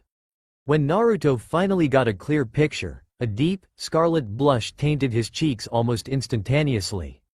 The warm weight that was laid out on his chest turned out to be, unexpectedly enough, Yugito. Yugito was facing Naruto, giving the blonde boy a view that showcased her beauty. Yugito was coated in an ethereal glow as the sun shone on her back, bringing out the natural shine to her hair, the creamy, peach color to her skin and her pink lips which were ever so slightly parted to reveal a small bit of her bright white teeth. Naruto's eyes then moved onto her body which he noticed was rather curvaceous under her clothing for her age. Naruto noticed Yugito's toned muscles that came from training to be a kunoichi and as he looked at her arms, he trailed one of them up to the hand, only to see that it was entangled in his hair. Naruto gulped as he realized their close proximity and the blush that stained his cheeks grew a few shades darker as his mind wandered. When he finally did manage to come to his senses, he found himself extremely confused about how he should feel about his predicament. A part of him said that he should just lay back and enjoy the moment, while another part told him to try and retreat as quickly as he could. Naruto had just recently discovered how women reacted when they were put in an uncomfortable position, and if Yugito was to wake up and found herself this close to him, she could possibly maim him. Even if Naruto desired to remove Yugito off of him, the last thing he wanted to do was suddenly wake her up from her peaceful slumber. Judgment was already being passed before Naruto could come to a decision as Yugito's eyes fluttered open. Naruto's breathing hitched in fear as Yugito rubbed the remaining sleep from her eyes, letting off a tired yawn before her gaze fell on Naruto. What happened next was unexpected by the both of them as Naruto found himself momentarily mesmerized by Yugito's cat-like, beautiful purple eyes while Yugito was hypnotized by Naruto's deep blue ones. They remained in this stasis position for a good couple minutes before they finally snapped themselves out of it and finally brought their attention back to the position they were in. Yugito's body was still pressed onto Naruto's and their faces were only a couple inches apart, probably less. Yugito hastily removed herself off of Naruto while Naruto scooted slightly away from her, both of them clearing their throats loudly and awkwardly. Yeah. Good morning, Yugito, Naruto managed to say in a calm, steady voice that betrayed any sign of how erratically his heart was beating. Good morning to you too, Naruto. Yugito mentally cursed herself for stuttering as it showed how affected she was by what had just occurred. An uncomfortable silence came upon the two soon after, neither knowing what to say. So, what do you want to do today? Naruto spoke first, being the more confident and brash of the two. Yugito was mentally thankful that Naruto had decided to speak first, but his question left her with a complete blank as she shrugged in response, not yet trusting her voice to come through for her. I don't know about you, but I'm starving, Naruto commented just before his stomach growled, which only emphasized his point as he jumped to his feet. Naruto was so focused on the streets of Konoha below that he did not notice the surprised look that came upon Yugito's face. Yugito knew that they had not technically eaten in a while, having been asleep, but for someone to be hungry as soon as they woke up was weird frankly. Yugito had to admit that she had a rather large appetite, but unlike Naruto, hers took some time to set in after waking up. What Yugito heard next made her wonder about Naruto's diet. Ichiraku ramen, here I come, Naruto shouted to the heavens upon seeing his favorite shop open up, using his keen, superhuman sense of sight. The ecstatic blonde boy began bounding down the back of the Hokage monument and, in his happy, single-minded goal to get ramen, forgot about Yugito. Naruto, wait for me. Yugito whined with a surprised expression as she began to leap from ledge to ledge just as Naruto had, using their academy-level training. Tucci took a deep breath of the crisp morning air as he unlatched the lock that kept the rusty iron curtain in place before lifting the curtain up. How long had he been in business? Far longer than I can remember, Tucci mused to himself as he stepped in and behind the counter, arranging the appliances for the new business day. Ichiraku ramen, here I come. A warm smile appeared on Tucci's face as he instantly recognized the voice and traced it to the Hokage monument where the old man's eyes settled on the Yondaime Hokage's head. A nostalgic smile came upon the old man's face as he remembered a young Minato Namikaze constantly visiting his store. Now the old chef had a similar-looking blonde as a regular customer. Maybe that was why he gave Naruto a chance when nobody else in the village would. While Tucci was in his silent contemplations, he nearly missed the entrance of Naruto and Yugito who took the same seats as yesterday and greeted the old man. Snapping himself back to the present, Tucci greeted the blonde duo, "Good morning, Naruto, Yugito. I assume it will be the same as yesterday?" The inquiry was meant more for Yugito since Naruto was definitely going to order the same thing. Yugito's response came in the form of a nod and a small smile. "Good. One moment and I'll get started," the elderly shopkeeper stated as he retreated to the supply room in the back to retrieve the ingredients he would need to concoct fresh bowls of ramen. Yugito remained silent until she was positive the owner of Ichiraku ramen would be unable to hear her before she turned to Naruto and spoke in a whisper. "Is ramen all you ever eat?" Yugito found Naruto's eating habit extremely unhealthy and wanted to talk to him about it, but if Tucci heard her, he might be falsely led into believing that she did not enjoy his food, which was actually far from the truth. Ichiraku ramen's ramen was the best ramen she had ever tasted in her life. Naruto scarcely gave the question a moment's thought before he answered it with a huge grin and a cheerful tone, "Yep." Yugito chuckled lightly at his response as she decided to simply drop it since, in the end, she was no better. Back in Kumogakure, there was a sushi bar that looked much like Ichiraku ramen and she used to engorge in their tekadon. Yugito giggled to herself when she thought about the insane levels of food she and Naruto ate and how little weight they put on, if any at all. When Tucci had finally made 4 dozen bowls of ramen, he proceeded to place the dish in front of the duo only to experience a feeling of déjà vu as he watched the saucers disappear one by one as the blonde scarfed it down, hardly chewing between each mouthful. In an unbelievably small amount of time, ramen bowls were once again piled high into the air, blocking Tucci's view of his favorite customer and his new friend. Naruto and Yugito patted their stomachs with a content smile on their faces. "So, how much do I owe you, Ji-san?" Naruto repeated the same question he usually asked when he finished his meals at Ichiraku ramen. "Don't worry about it, Naruto. It's on the house today as well," Tucci assured the blonde, who once again erupted into a loud series of thank yous that the old shopkeeper waved off until Naruto and Yugito left with a wave of goodbyes. Yugito had to say that the generosity of the elderly cook was shocking to her, but it also gave her a warm feeling in her heart when she realized that some people really did care for Naruto. Instead of asking Yugito where she wanted to go before planning a destination like what usually happened, Naruto seemed to have a place already in mind as he began walking in a predetermined direction without a word. Yugito followed close behind, curious of where Naruto was going as she questioned him about it. "So Naruto, where are we going?" "I have to stop by my apartment to repair a sink and replace a door that a certain somebody broke," Naruto commented, stressing the second to last word in the sentence with a clear undertone of annoyance. Yugito got the message as a blush formed on her cheeks, feeling embarrassed and a little bit ashamed of what she had done. She was not versed in the way of the handyman, so she would not be able to help Naruto in his home improvements. Naruto arrived in front of his apartment to find the battered sink embedded in the ground where he had left it. "You can wait inside, Yugito. I'll be right up after I get a few things I need," Naruto suggested, deciding not to make Yugito feel bad for putting him through this labor. Naruto had sensed her down mood since he had commented on the repairs and decided to stop after that. Yugito nodded as she quietly walked up the stairs to the open entrance of the abode, deciding to stay out of Naruto's way until he had completed his task. Naruto sighed at Yugito's depressing mood, but decided to worry about it later as he pulled out a small set of keys and proceeded to go down a couple steps under the apartment where there was one rusty, metallic door that led to the basement.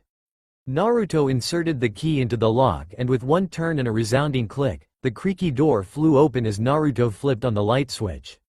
This basement contained a vast array of tools, pieces of wood in a variety of sizes, screws of different lengths, certain spare home features, a large collection of cleaning supplies and in the very back, an enormous amount of different color paint. Naruto placed the keys back into his front pocket as he stepped into the medium-sized basement and began to scan the many shelves for what he would need. First, he retrieved a box that contained an assortment of tools from the bottom shelf and carried it by its convenient handle. Naruto then walked to the cluster of screws and took a couple boxes of different lengths and placed it within the toolbox before delving deeper into the underground room. Naruto browsed through the different dimensions of wood until he found a spare door made for his apartment. Finally, carrying the replacement door under his free arm, Naruto retreated to the back of the basement and took a can of paint that had the same color as his walls and held it by clenching his teeth on the handle before grabbing a rolling brush and a tray. Having collected everything he would need, Naruto stepped out of the basement and closed the door behind him, not bothering to lock it as he would have to return the remainders of the supplies later. Soon after stepping back onto the streets of Konoha after exiting the basement, Naruto walked over to the disassembled sink and using his foot, launched it into the air and caught it on his back. Now having completely everything on his person, Naruto tediously walked up the steps, straining himself not to drop anything since his arm span was not as long as he would have liked it to be. In about a minute or so, Naruto walked back into his apartment and began to set down everything he needed on the ground one by one as Yugito watched in amazement, finding it surprising that Naruto could carry so much in one trip given his rather small stature. Although she did not say anything to him about it, Naruto was on the short side, being shorter than even she was. Before beginning the process of fixing the sink or door, Naruto stepped out of his apartment and grabbed the dented door before launching it, with accurate precision, into the decayed dumpster against the complex's sidewall. Satisfied when he heard the sharp clang of wood hitting metal, Naruto strolled back inside and grabbed the toolbox and detached sink as he walked into the kitchen area. Naruto inserted the sink back into the slot in the counter that it had been ripped out of and using 4 screws and a hammer, fastened it back into the counter so it would not be easily ripped out again. Naruto proceeded to replace the hammer and screws back in the box before taking out a wrench and bending down to get under the sink where he aligned and attached the severed pipelines. After about 10 to 20 minutes of working on the pipes, Naruto exhaled deeply as he wiped a few droplets of sweat off his brow as he turned on the sink and watched with a sense of pride and achievement as water streamed out of the faucet undisturbed. Naruto continued to place his hands under the flowing water as he splashed the cold liquid on his face, refreshing himself to begin repairing the door. An impressed expression came upon Yugito's face as she looked at the repaired sink, thinking to herself how capable of a person Naruto actually was. Naruto, after rejuvenating himself with the cooled tap water, returned to his work, replacing the wrench in the toolbox before carrying it back to the other supplies. Leaving the toolbox open, Naruto took the spare door and with some difficulty and a couple minutes, managed to place it perfectly within the opening and using a screwdriver, a hammer and a couple screws, fastened the hinges to the door. Naruto tested the door by opening and closing it repeatedly. Seeing that the door had been properly situated, Naruto strode to the kitchen, grabbed a large roll of paper towels and began to cover the ground near the door with it so that the few droplets of paint that would drip to the ground would not hit the wooden floor. Having prepared everything, Naruto finally decided that he should begin painting as he popped up the lid and began to pour the thick liquid into the tin tray. The blonde handyman followed to dab his brush into the dye before he began to coat the door. This paint would only require 1 layer, which was good as Naruto did not have the patience to repeat it several times. The entire procedure only took a couple minutes, but, thankfully, by the time it was completed, the door matched the color of the walls and was fully functional.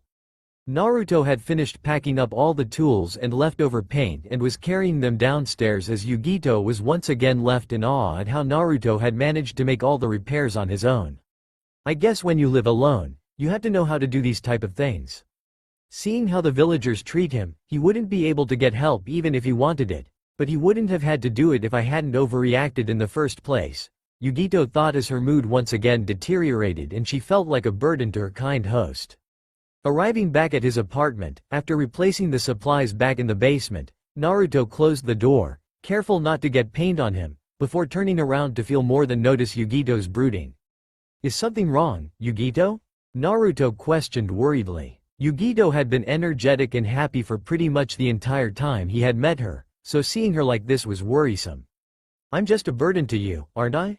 Yugito said in a depressed tone, her eyes taking a darker tone as she refused to look Naruto in the eye. This also kept her from seeing the expression of sheer confusion that manifested on Naruto's face. Burden. What the hell gave you that idea? Naruto demanded more than asked for an answer, finding the reason for Yugito's sadness to be infuriating. Yugito was probably Naruto's closest friend despite only knowing her for 2 days and he had never been this happy before. How could somebody that made him this happy be a burden to him? It's my fault you had to fix the door and the sink. If I hadn't overreacted, you wouldn't have had to waste your energy at all. Me being here is just causing problems for you. Yugito commented, looking Naruto straight in the eye before finishing and instantly looking away, not feeling like she could look Naruto in the eye any more than she already had. Naruto sighed in disbelief. Was that really all there was to it? Did she think a broken sink and door was a big deal? Naruto never really socialized with girls as they did their best to avoid him, but were they really this emotional about absolutely everything? Geez, and I thought, I was the stupid one. Naruto began. Yugito looking up as she was wondering where Naruto was going with this, only to see a bright smile on his face that seemed to spontaneously fill her with warmth and encouragement. You being here isn't causing problems for me. You being here is making me happier than I have ever been my entire life. Naruto told sincerely, despite how anti-social that made himself sound. Naruto was rather blunt with his way of speaking, rarely ever beating around the bush. A deep blush appeared on Yugito's cheeks as Naruto told her how important she was in his life. Her insecure feeling of remaining in Naruto's abode seemed to have been washed away as a small smile appeared on her face. Thank you, Naruto. Anytime, was Naruto's response, waving off Yugito's thank you as he didn't do anything special other than stating what was obvious to him. Naruto gave a moment's pause before continuing, it doesn't get dark for a couple more hours, so where do you want to go? Yugito looked outside to see that Naruto was in fact correct. They had woken up rather early, ate at Ichiraku Ramen for a good hour before Naruto made the repairs in about 2 hours. They still had a lot of time left. The question was how they would spend it. Yugito thought about it for a good couple minutes since it seemed Naruto didn't have anywhere special in mind and she finally came up with her answer upon looking down at her worn-out clothes. She had been on the road an extremely long time, so it was guaranteed that her clothes would get worn down. Can we go shopping for some new clothes? Yugito inquired innocently, watching Naruto flinch ever so slightly in surprise before looking at her like a deer stuck in the headlights. Is something wrong? Yugito asked worriedly, putting a hand on Naruto's arm, only to be given no response. Naruto's mind was trapped at the idea of going clothes shopping with Yugito. Although Naruto may not have had the experience directly, he had seen many males dragged to the clothing stores by women and Naruto wouldn't see them again for a couple hours. Naruto learned that day that there was a difference between how males shop and how females shop. Males walked into a store, scanned it for something they wanted to buy, found what they were looking for in little to no time, bought it and left. Females on the other hand went rack by rack, selected thousands of different types of clothing and tried every single one of them out before buying them. The worst part about it was that sometimes, the female would leave the store empty-handed, meaning all that time had been for nothing. Naruto did not want to waste his day shopping for clothes. Naruto, is something the matter? Yugito shouted, shaking Naruto more vigorously, finally getting a response from the blonde. There is no way in hell I'm going shopping for clothes. Naruto vehemently stated, causing Yugito to pout as she didn't understand why. Come on, please Naruto. If I'm going to live here, I'm going to need clothes. Please, please, please, please.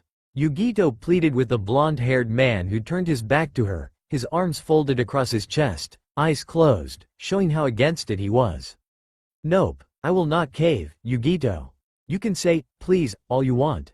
Damn, I caved, Naruto muttered as he leaned against a wooden wall, watching as Yugito browsed through the many racks of the department stores at a snail's pace. Naruto regretted ever giving Yugito a tour of Konoha as this experience proved to be a lot more boring than he could have ever imagined. Naruto's observation of a girl shopping had been spot on. They did take forever. The blonde duo had taken a break from their shopping trip to get some food at the nearby food court, which allowed them to waste about an hour or two worth of time.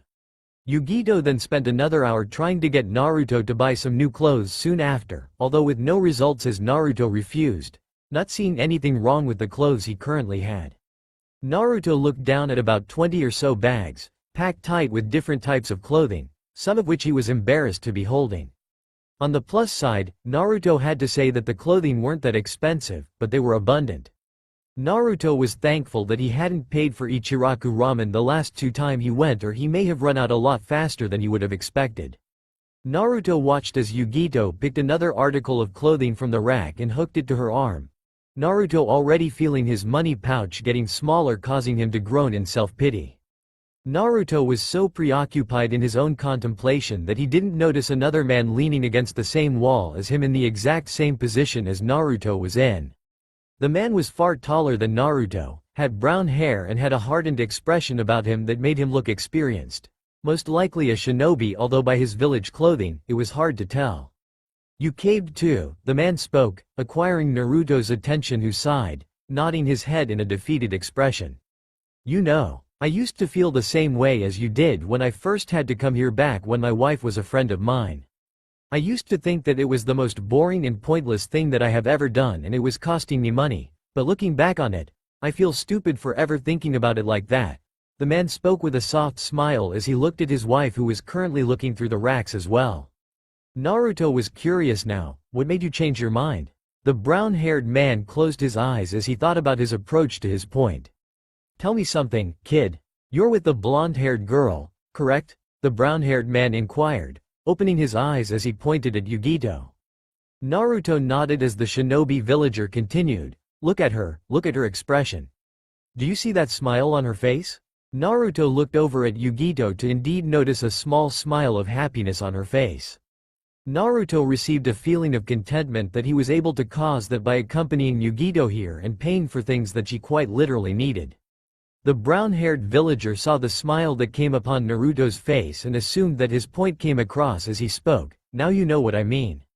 I was ignorant back then, but that feeling is why I come here whenever she needs me to. Besides, if you're lucky, she might reward you at the end of the day. The kind man gave Naruto a knowing smile and wink as he lightly pushed off the wall, getting ready to leave when he saw his wife motion to him that she was finished. A small blush came upon Naruto's face when he realized what the man was implying with his ending comment, but said his goodbyes to the pleasant man.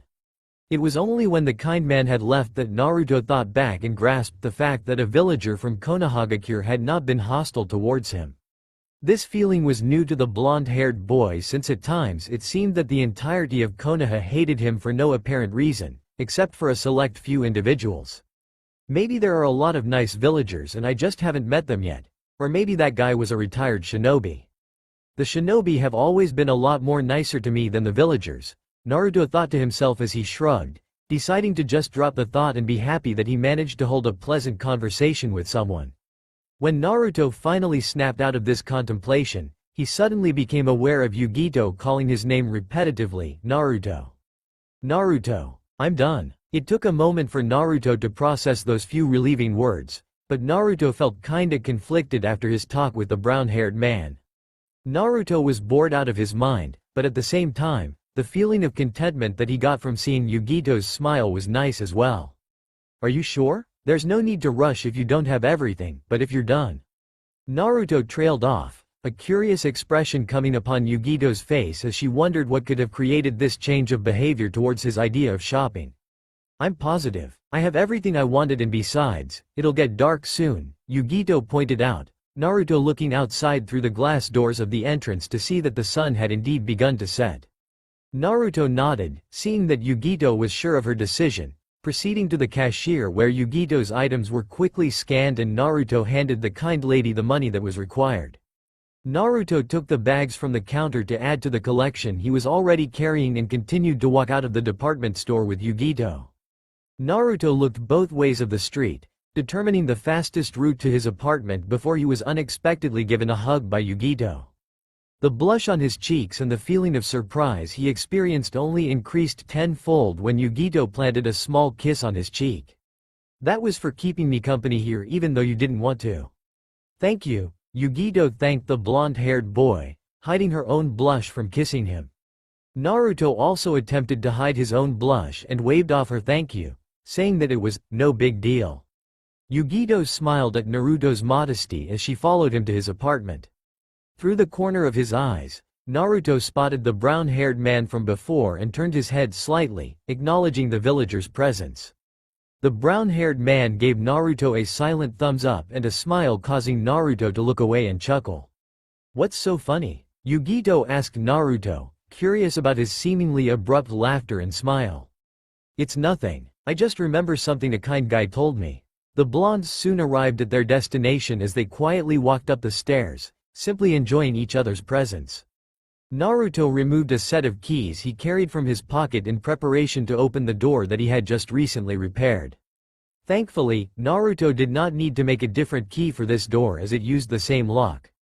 Naruto halted his progress to his home when he took note of a middle-aged man leaning against his door, a shinobi by the looks of it.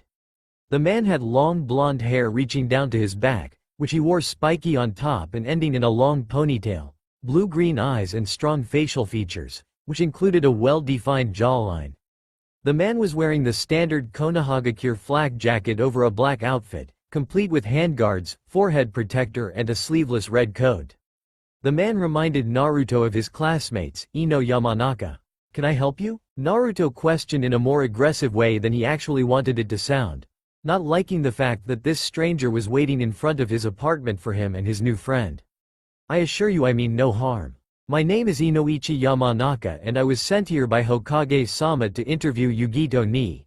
Inoichi introduced himself with a small formal bow, causing Naruto to relax as he remembered Ji-chan mentioning this interview. Nice to meet you, Yamanaka-san. My name is Naruto Uzumaki. Naruto greeted the man, extending his hand towards the Yamanaka head who shook it firmly. I am well aware. You are infamous among the shinobi ranks due to your consistent shenanigans, Inoichi remarked, although there was one other more prominent reason for Naruto's fame. The young blonde male only smiled sheepishly as he scratched the back of his head and chuckled lightly. How about we go inside and you and Yugito can get this over with? Naruto offered, trying to divert the attention away from him, walking past Inoichi before inserting the key into the lock and pushing open the door after an audible click. Yugito entered the small apartment after Naruto, followed by Inoichi. Naruto flicked the light switch, illuminating the room as he looked over at Inoichi. The blonde man was here to interview Yugito, so Naruto was just spectating, waiting for this whole thing to be over so that he could spend more time with Yugito. I know this is your apartment, but I'm going to have to ask you to step outside. This interview is to be done privately, Inoichi ordered, just in case this Yugito ni was indeed a Kumogakure spy. Naruto scowled at the fact that he was yet again being sent out of his apartment. This was the second time in the past 2 days. Naruto sighed, bowing his head in defeat as he made his way to the door. It was just an interview, how long could asking a couple questions take? Inoichi watched as the door of the apartment closed before he retrieved a clipboard from inside his flak jacket and a pen from one of his pockets. Inoichi took a seat in one of the spare chairs in the square room while Yugito took a seat on the bed. Inoichi clicked his pen and jotted her name at the top of the form as he cleared his throat. I am going to begin by asking you for some basic information. Please attempt to answer the questions to the best of your ability, Inoichi began in a professional manner. The last part was not necessary as the information was basic, but he was just following protocol. Yugito nodded, signaling that she was prepared to answer Inoichi's series of questions. The young blonde female was asked about her age, date of birth, any illness she might have or may have contracted in places outside of the village, if she had any family within the village, and plenty of other questions of sort. Yugito rapidly answering them as best as she could. Upon the completion of the form, Inoichi clicked his pen and set it in the clipboard off to the side. We are making outstanding process, there is just one final checkup to this process. I trust that you have not been untruthful, but my superiors demand that I use a jutsu to check if you have lied on any of the questions I've asked you. I'm going to have to ask you to close your eyes and clear your mind. I will only be a second, Inoichi explained to the other blonde in the room, who looked unsure about doing as the man asked, not feeling safe doing what this stranger told her even if he did look like a pleasant enough man. Inoichi sensed the uncertainty coming for Yugito as he spoke. I assure you that I mean no harm to you. Yugito didn't look the least bit more certain with just that simple sentence. If anything, it made her more nervous. Inoichi sighed, not really blaming Yugito for how she was feeling, but there was still a chance that she could be an enemy spy and he couldn't risk his village for the discomfort of one girl. If it will bring you peace of mind, I will allow Naruto Uzumaki to spectate.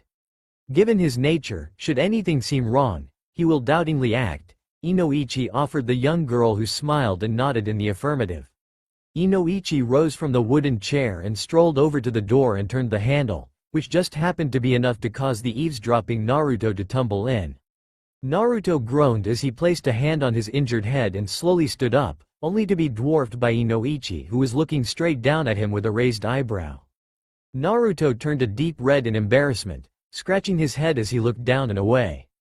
Seeing as you were eavesdropping this entire time, I don't believe I need to inform you of anything, Inoichi pointed out, shaking his head as he retook his seat and Naruto took a spot leaning against the wall adjacent to the bed. Naruto gave Yugito a warm smile before continuing to watch the actions that would soon transpire. Well then, if everybody is prepared, let us begin, Inoichi spoke once more, Yugito nodding as she closed her eyes and emptied her mind like she was ordered, feeling the hand of Inoichi Yamanaka placed lightly on her forehead. Yugito's inner world. Inoichi slowly opened his eyes to find himself in his new surroundings, just outside the mind of Yugito ni. Inoichi Yamanaka was in the center of a large, spherical empty room, only occupied by a huge brain. The mind reader floated over to the large brain and placed his hand on the brain. Here we go, Inoichi muttered to himself as he closed his eyes, concentrating on the information he would receive from Yugito's mind. Kaminari no Kuni, land of lightning, was a peninsula, scarred by vast amounts of mountain from which rivers flowed downstream into the sea, giving the land a beautiful oceanic view despite its rough terrain. Down below the mountains, at the outskirts of Kumogakure, grew a rare forest that only increased the variety of wildlife located within the land. It was a tranquil night in the forest bordering Kumogakure. Down below, the full moon above and scattered stars illuminating the land below. The air was filled with the chirping, chattering and hooting of wildlife, the sound of rushing rivers and crashing waterfalls, which was amplified as it echoed through the mountain chains which encircled everything. In these woods below, Yugito could be seen, stealthily leaping from tree to tree in a blur, trying to hide the tears in her eyes and stifling any cry that passed her lips. Her mind was a completely mess as she tried to focus on what was in front of her and her ultimate goal. It appeared that she was making great, unhindered progress when a massive figure a couple times her size appeared in front of her, cutting off her steady progress away from Kumogakure. Where do you think you're running off to? The large man spoke in an angry tone as he took a step forward, right into the moonlight. He was a tall, dark-skinned man with a highly muscular build, white combed back hair, a small mustache and a beard. The man wore the yellow and white robes of the raikage, gold bracelets on each wrist and a gold belt around his waist with a boar's face engraved in the center. Black Fuma shurikens were tattooed on both his shoulders underneath the garb which he wore, not shirt underneath. All these aspects gave the raikage the appearance of a professional wrestler. I don't know, but I'll go anywhere than back there, Yugito shouted, tears still in her eyes as she pointed in the direction of Kumogakure. Although it was completely pointless, Yugito stood her ground against her pursuer, despite the fact that he was the Yondaime raikage, a The one considered to be the fastest man alive after the passing of the Yondaime Hokage. You don't have a choice in this matter, Yugito. You are too valuable to the village for me to let you go, and I will forcefully take you back if I must. A threatened, taking one step towards Yugito, who did not move from her position, but pulled a kunai from her holster and held it to her own throat. The Raikage stopped his progress towards Yugito and even took a step back, his eyes widened in surprise. If you're going to make me go back there, then I might as well die here. Yugito yelled, new tears streaming down her cheeks as she put more pressure on the kunai, drawing a small amount of blood as proof that she was completely serious with going through suicide if need be. Yugito was the only words that left the Raikage's mouth, too stunned to say anything else. The Raikage was a man who would stand behind his beliefs no matter what happened, and he believed that a Jinchuriki was nothing more than a weapon to be used by the village. But Yugito was family, he couldn't just let her die, let alone commit suicide. Ever since Mom and Dad died, everything went straight to hell. When Mom and Dad was around, everything was easier to bear, but since they left, the villagers have been treating me worse and worse. I barely have any friends, and anybody that's not my friend either completely ignores me or hates me from the deepest parts of their hearts. I can't take it anymore. I know Kurabi is the same as me and the villagers like him, but I'm not like him. He's the perfect host, I'm not. Yugito vented with tears flowing down her cheeks, off her chin and onto the kunai blade, mixing with the droplets of blood from her throat. Yugito slowly began to get herself under control as she spoke almost inaudibly, sniffling in the middle of her sentence, so please, step aside and let me go. A million thoughts and questions ran through his mind, and he did not have the time to think them through. He couldn't let one of Kumogakure's greatest assets leave the village, but he did not want his niece to die. On one hand, he couldn't let one of Kumogakure's greatest assets in the making leave the village, but he also did not wish to have somebody so close to him die so suddenly. I had always hoped to be there to watch Yugito become a proud kunoichi and possibly even settle down with somebody and have a family. I'm the Raikage first, goddammit, it cursed himself, annoyed that his own bleeding heart was keeping him from doing what was best for his village. With his new mindset, it thought through his options. He could attempt to take Yugito back to Kumogakure, but she would soon find an opening to kill herself, and if he kept her on lockdown, she would no longer be an asset to Kumogakure. The other option was to let her go, maybe let her cool down and get her back on another day. Why am I lying to myself? There is another option. I could kill her and reseal the Nibi in a different person, the Raikage thought, sighing at the idea of having her killed. Even if it wasn't by his own hand, it was by his orders, and that still left him with blood on his hands. But if I was to kill her, I wouldn't know when the Nibi would appear again, and if it was to appear it would cause mass destruction in my village. I can't let that happen. My best bet is to let her go and hopefully get her back another day. In terms of military power, we still have B, the Raikage finally decided, once again returning back to the situation at hand, noticing that Yugito was waiting for his decision. I had to give persuading Yugito another try, so you're just going to leave everything behind. You're going to leave Kurabi, Darui, Samui, Omoi, Kurai and me too. What are you going to do on the run by yourself? You think somebody will just pick you off the streets and make your life happy? That's not how it's going to work. If you run, you could die out there. I know it's not going to be easy, and I'm going to miss everybody a lot. I really will, but this is something I have to do, Yugito assured him, her voice nearly failing her as she would deeply miss everybody the Raikage had just mentioned. Very well then, if this is your decision, I will not stop you. You will be missed, finished, turning away from Yugito as one manly tear fell from his right eye. Yugito felt her heart drop, as this would be the last time she would see the Raikage for an extended period of time, maybe even forever. Yugito, acting on impulse, gave the Raikage a quick hug from behind as she spoke softly, "Thank you, Ji-san." After delivering her final thank you to the man she called her uncle, Yugito bolted past him, not looking back. Meanwhile, Inoichi was hovering above the scene in an astral state, spectating the memory, his eyes wide at who Yugito Ni actually was and how she had ended up coming here. The memory itself was enough to bring a grown man to tears, and it nearly made Inoichi tear up had he not been experienced at this sort of thing. This memory also brought up a huge question to the forefront of his mind, and he was determined to get his answer before he left. Inoichi was going to move on to the next memory when suddenly, A dark hole just tore open in the sky and blue, flame-like chakras shot through and ensnared him.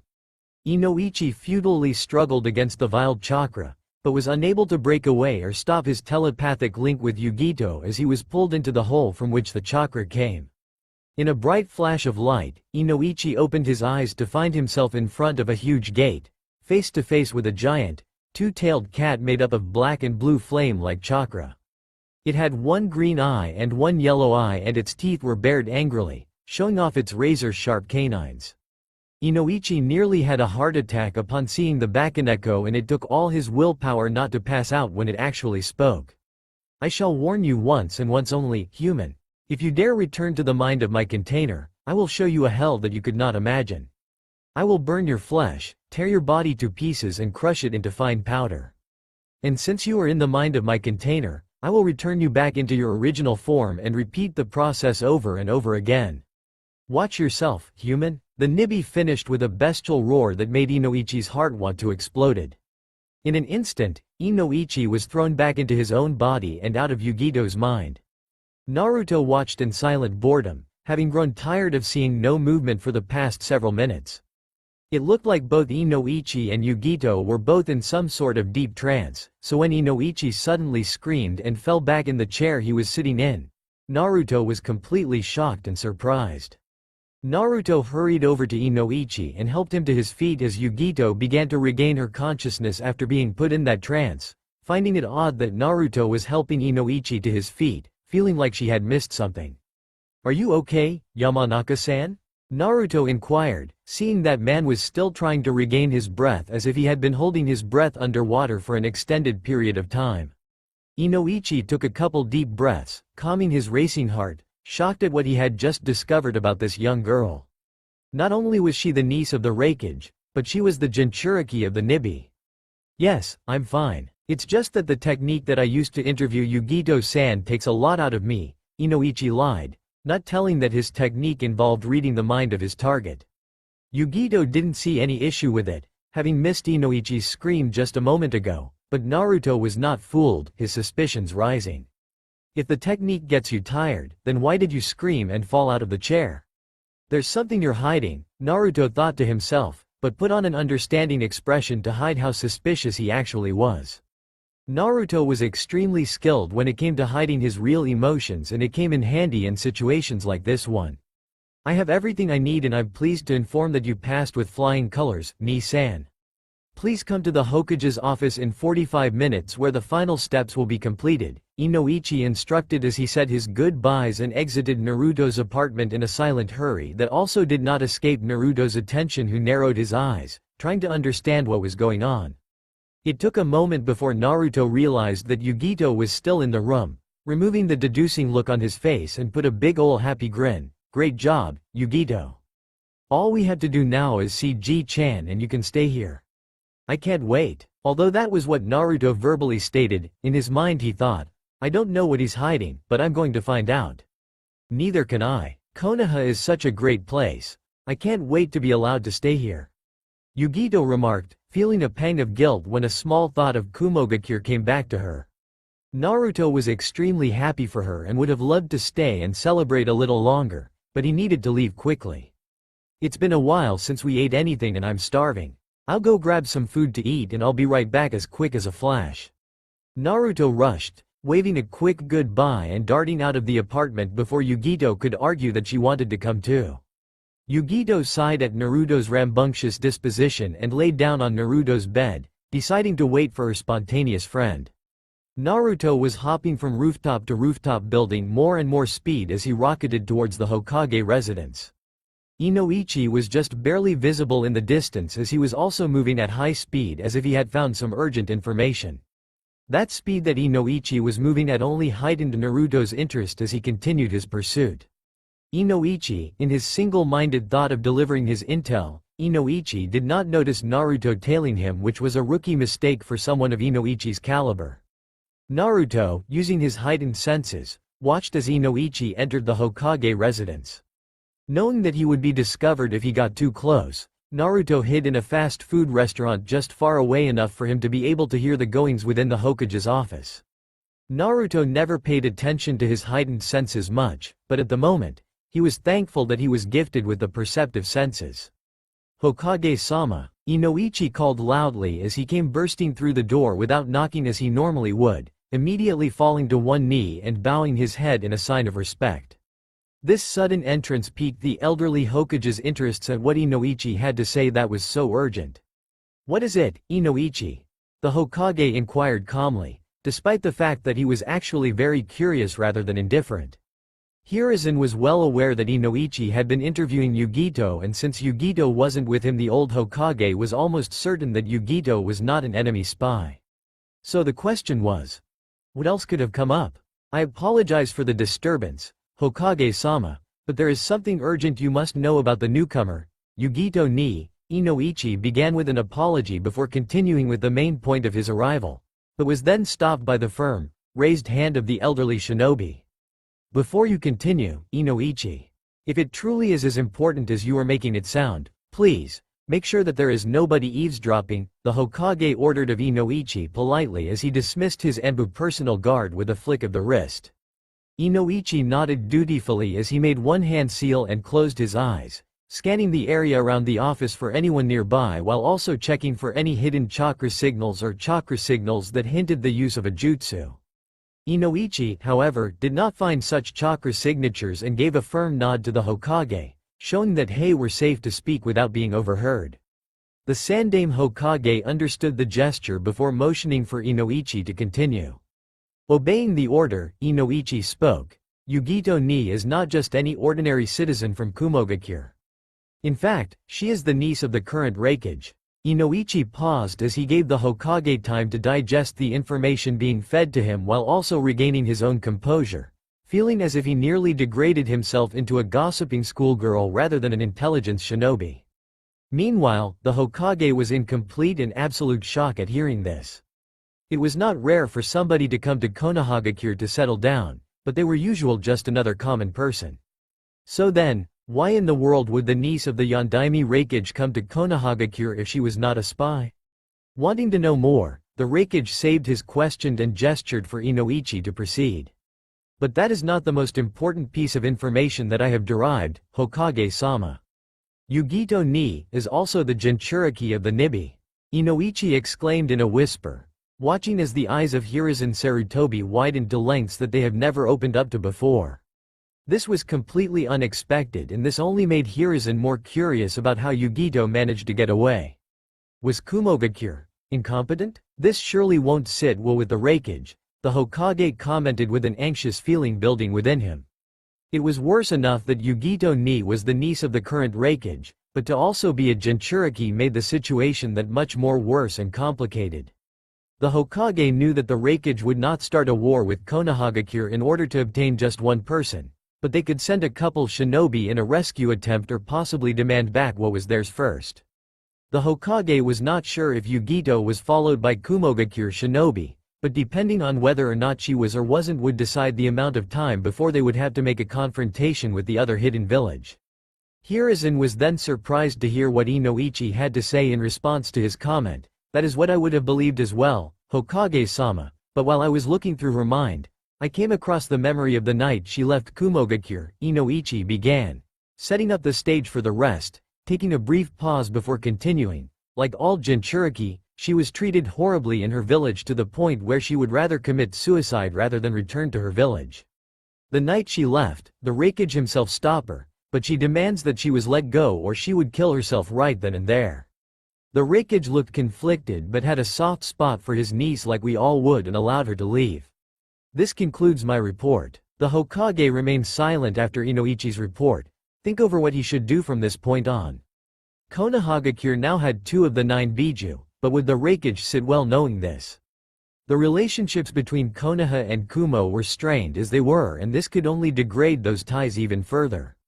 Much was unknown at this point, but the Hokage decided to set it aside for later contemplation.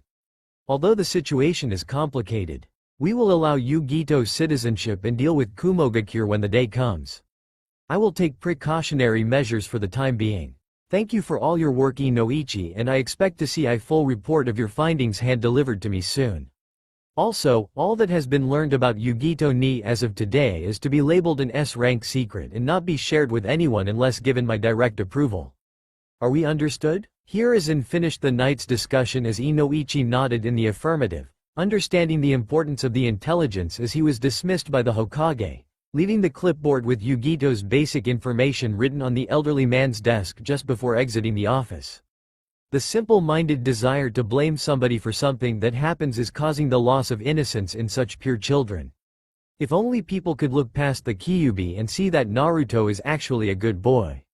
The only reason he pulls those pranks is to get recognized by the people of Konoha. At least he'll have somebody that's lived through the same thing close by from now on, Hiruzen Sarutobi thought to himself with a sigh, but yet a small smile as if the future looked bright for the blonde-haired boy. The Sandaime Hokage once again went to contemplating the chance outcomes of their encounter with Kumogakure and what should be done as a precaution. Naruto was bounding from building to building back to his apartment with a rather content look on his face. Naruto had left after hearing the Hokage say that Yugito would be granted citizenship since that was all that really mattered to him and even more so to Yugito. The young blonde male however was not completely ignorant to the rest of the conversation, and although he didn't understand certain parts, what he did understand caused some conflicting emotions to rise from him. Naruto had not the slightest idea of what a Jinchuriki was and who exactly the Raikage was, but decided not to dwell on the words for too long. He wouldn't be able to figure out the meaning of the words anyways with the knowledge that he was currently limited to, and he decided that he would be more advantageous to remember the words for another day. Something Naruto had not been at all pleased by was the fact that Yugito's privacy had been violated without her consent. It turned out that Naruto's suspicions were correct, and this so-called lie detector jutsu was actually a mind-reading jutsu. Naruto had half mind to tell Yugito about it, but the only thing that stopped him from telling her was because the Hokage was just being cautious like any good leader would. Also, if he did actually decide to tell Yugito, how would he go about telling her in such a way that she wouldn't feel like Konohagakure wasn't exactly the place she thought it was? Naruto wanted Yugito to think of this place as a type of heaven, and that feeling was mostly due to his eavesdropping a few minutes ago. Naruto had been allowed some insight into Yugito's past through his spying, and what he had learned just didn't sit right with him. Naruto clenched his fists and gritted his teeth as he thought about Yugito being treated horribly in her village just like he himself was, but it didn't even end there. She was pushed to suicide of all things and had nearly killed herself if she hadn't left that village when he did. The thought of Yugito taking her life just because she was being bullied by her village left him sick and momentarily hating the people that accused her and, to a certain extent, those that treated him the same way. Naruto had a small desire to talk to Yugito about her past, but had decided against it since she would then follow to ask about how he came to know what he did, and it would just cause trouble for everyone. Besides, it wasn't any of his business, and if Yugito wanted him to know, then she would have told him. He would have to wait until she felt comfortable enough with him to tell him of her past. Basically, if he deserved to hear it, then he would hear it. Even if she doesn't want to tell me, I'm not just gonna sit by and pretend that I didn't hear anything. I'm gonna make sure that she has such a great time here that she forgets all about Kumogakure, Naruto confidently thought to himself, the fires of determination kindling in his eyes. Naruto's eyes wandered down to the plain white plastic bag that he was carrying in his right hand, which contained the food that he had purchased from the store he had used to eavesdrop. Naruto wondered if it tasted any good since it had been the first time he had ever bought anything from there. Naruto couldn't even remember the name of the restaurant. There were only 2 small, white, foam containers, so Naruto knew that it wasn't going to be as filling as he had hoped, but if it tasted any good, then it probably would matter about the quantity. Quality over quantity, as some people would say. Naruto couldn't even remember the name of the dish but knew it had something to do with rice and chicken. Naruto hadn't really been paying attention to what he had ordered since he was so focused on listening in on the Hokage's conversation, but at the moment, he had wished he had been more aware. Then again, he didn't have much money left on him anyways, so he did do the best he could with what little he had left. It doesn't matter if I don't like it, I just hope Yugito does, Naruto quietly murmured to himself with a sigh as he increased his speed, realizing that he had unintentionally kept Yugito waiting a lot longer than he should have. Yugito, who had been patiently waiting for Naruto to return with their dinner, was now pacing in circles in the small apartment, silently wondering what was taking him so long to return. Could it be possible that he got into some sort of trouble along the way? Nah, Naruto knew this village too well to just fall into any trouble. He just probably got distracted by something, or there might be a long line at the place he went to. Calming down her overacting imagination, Yugito looked around the room to find something to do.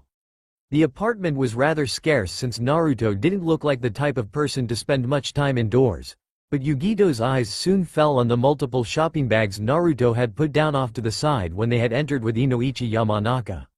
Looking down at her worn-out clothes and then back at the shopping bags, it only took her mind a second to process what she would do next as she pranced over to the bags and inspected the contents of each bag, looking for which one contained what she was looking for.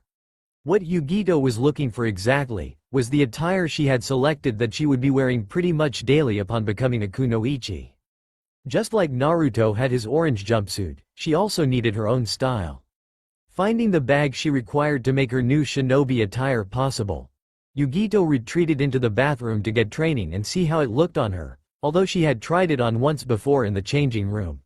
She hadn't shown Naruto yet in hopes of surprising him later on. This was her chance. Yugito quickly began undressing herself, eager to try on her new clothing. Hastily pulling her old shirt off her body, Yugito reached down and dropped both her pants and panty in one swift movement. Now completely bare, Yugito rummaged through the shopping bag till she removed a black short-sleeved undershirt and a sleeveless, light purple zip-up over shirt. Along with the upper part of her attire, Yugito retrieved a pair of standard shinobi pants, preferring the pants over a kunoichi skirt or shinobi shorts. Yugito also followed to fetch out a plain black bra and black panties that would be worn under. Yugito pulled on her panties and slipped into her bra before stepping into the black shinobi pants. Yugito then picked up the black shirt and threw it on, before putting on the sleeveless overshirt, zipping it all way up. Finally being fully clothed, Yugito looked herself over in the mirror, her eyes falling on her long blonde hair that reached down to her mid-back with two strands going over each shoulder and down to her chest. Yugito was well aware that leaving her hair alone while being a kunoichi was out of the question, as it would only get in the way. Yugito gathered her hair up as if preparing to make a ponytail, but instead, tying it into a messy, yet stylish bun. The strands that went over her shoulder were left as was, Yugito deciding that it looked better that way.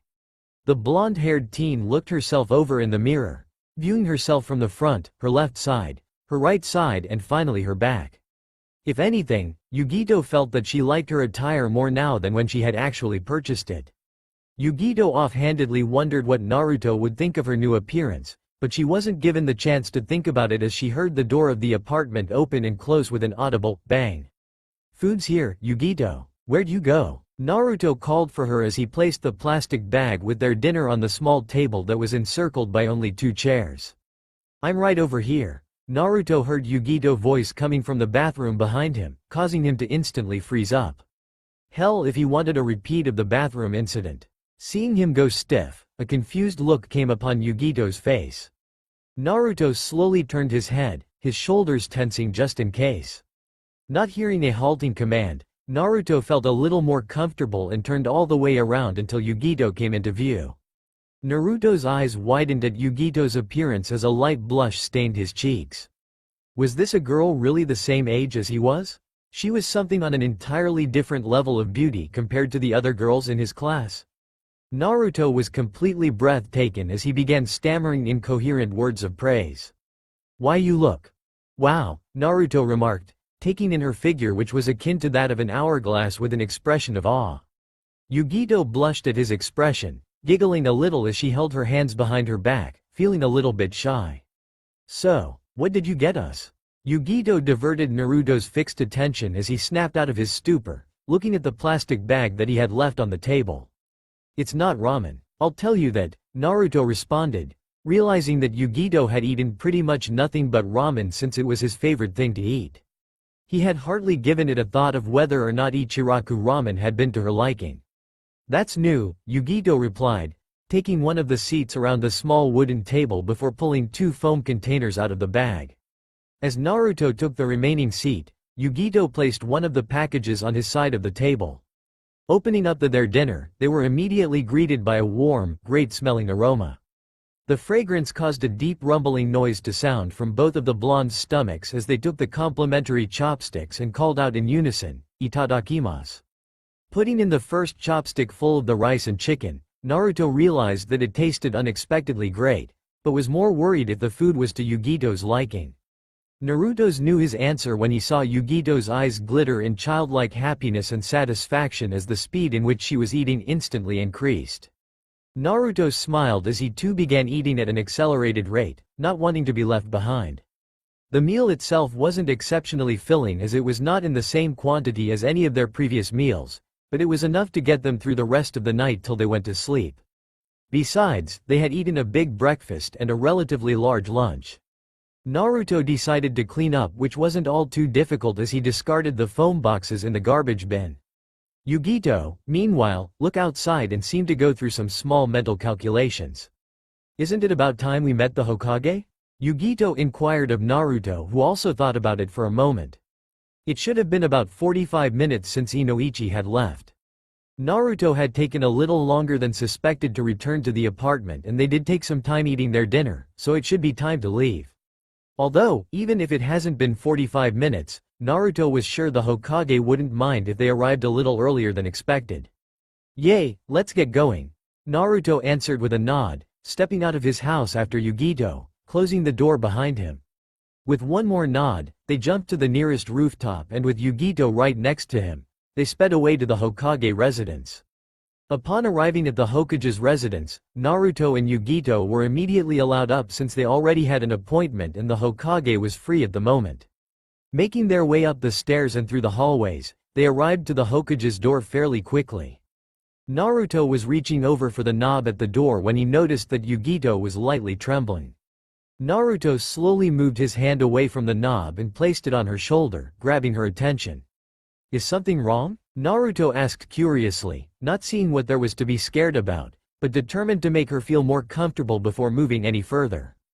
"It's just, I'm a little nervous," Yugito answered, feeling kind of embarrassed about it, since in her opinion, it was completely misplaced. Naruto didn't know what exactly was making her nervous since she didn't specify, but did his best to cover all the bases. "There's nothing to be nervous about, Yugito. Ji-chan is really nice and you're already allowed to stay here. Ji-chan just wants to see you to congratulate you," Naruto assured, fully knowing that what he spoke was the truth. Yugito felt relieved by Naruto's response, which always seemed to settle all of her unreasonable worries. Seeing that she was ready, Naruto knocked on the door a couple of times, rather than simply waltzing in. Naruto would not believe the relief that came upon the elderly Hokage's face when he heard a knock at his door. Hiruzen had been in the middle of doing the endless Hokage paperwork, so he was extremely relieved to get this little break. The Sandaime Hokage gladly put down his pen and paperwork as he called to the visitor, "Enter." As expected by the Hokage, Naruto and Yugito stepped into the room, greeting the elderly man. Yugito's greeting was far more formal than Naruto's had been or probably ever was. Seeing the two youthful faces full of anticipation, the Hokage had to let a grandfatherly smile escape him. Naruto let a small smile appear on his face, enjoying the familiar warmth that came from the Hokage, while Yugito was completely new to the feeling. "I'm sure you two don't want to spend too much time here, so how about we finish up quickly since this is merely a formality?" Hiruzen began seeing an increasingly larger smile appear on Yugito's face when she heard the word, formality, while Naruto was trying to decipher what the word meant. "Congratulations, Yugito ni. As of today you have been realized as a citizen of Konohagakure." Hiruzen congratulated Yugito, who grinned in happiness, bowing as she thanked the Hokage from the bottom of her heart for letting her start anew. Naruto, who was right beside Yugito, jumped high into the air, pumping his fist in the air in celebration. "But there is however one last thing that we have to go over before you two can leave." Hiruzen continued with the meeting, Naruto moving to the back of the room and laying against the wall. Yugito merely looked at the Hokage curiously, wondering what was coming next. Seeing the questioning look on Yugito's faces, the Sandaime Hokage proceeded with a dutiful tone of voice. "We have to discuss your living arrangements," Hiruzen told the blonde girl, taking a brief pause before finishing. "I can refer you to a list of open apartments that I can offer you. Of course, you may take the list and look it over before deciding on one of them." Yugito had stopped listening after she heard the words, living arrangements. Not once had the thought of moving into an apartment ever crossed her mind. Since she had woken up in Konohagakure, there had always been Naruto. A young boy so energetic and childish yet calm and mature and yet knew how to make her feel safe and happy. Having been with Naruto this long, even if it was a couple days, gave her a feeling of belonging in Naruto's small, cozy apartment.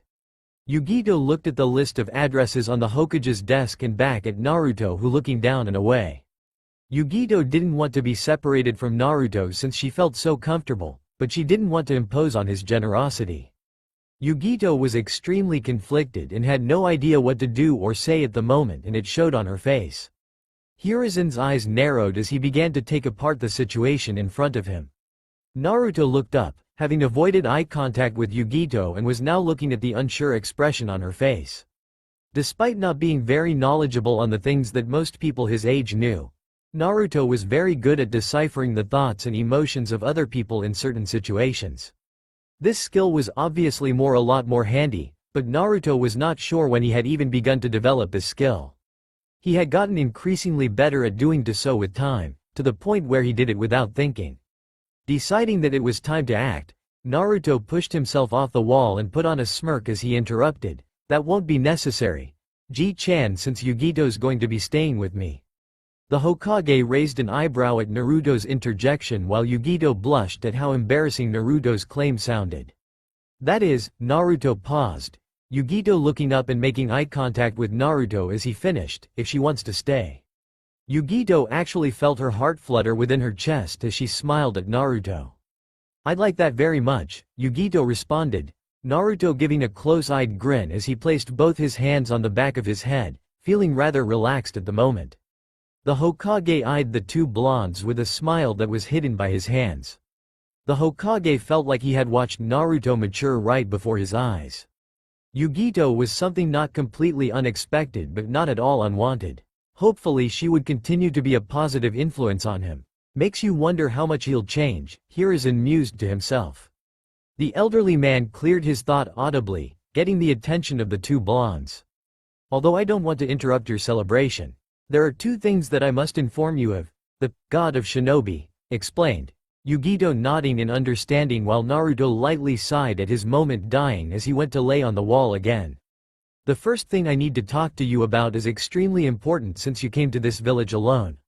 Since you have no means of an income, I will be supplying you with an allowance like I do with Naruto.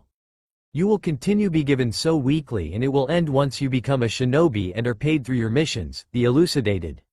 Yugito was rather happy as she thanked the elderly Hokage. Now she wouldn't have to solely look to Naruto when it came to money. "And the last thing?" Naruto probed, not knowing what else the Hokage would need to discuss. That was the only benefit Naruto was pretty much given that was of any real importance. "Your first day at the academy is tomorrow, so make sure to wake up 7 o'clock sharp and immediately go to the main office. Tell them your name and they should put you in the right classroom. Or you could just follow Naruto since he'll be in the same class as you," the Hokage informed with a smile.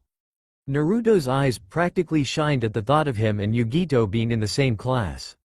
Come to think of it, there was a seat open right next to him. That meant Yugito would be seated right next to him. What a stroke of luck. "That's awesome. Thanks for everything, Ji-chan," Naruto exclaimed with a huge smile on his face that mirrored the one that was on Yugito's. Opening the door after he and Yugito gave their goodbyes, Naruto ran out with a spring in his step, Yugito right behind as they moved to return to their home.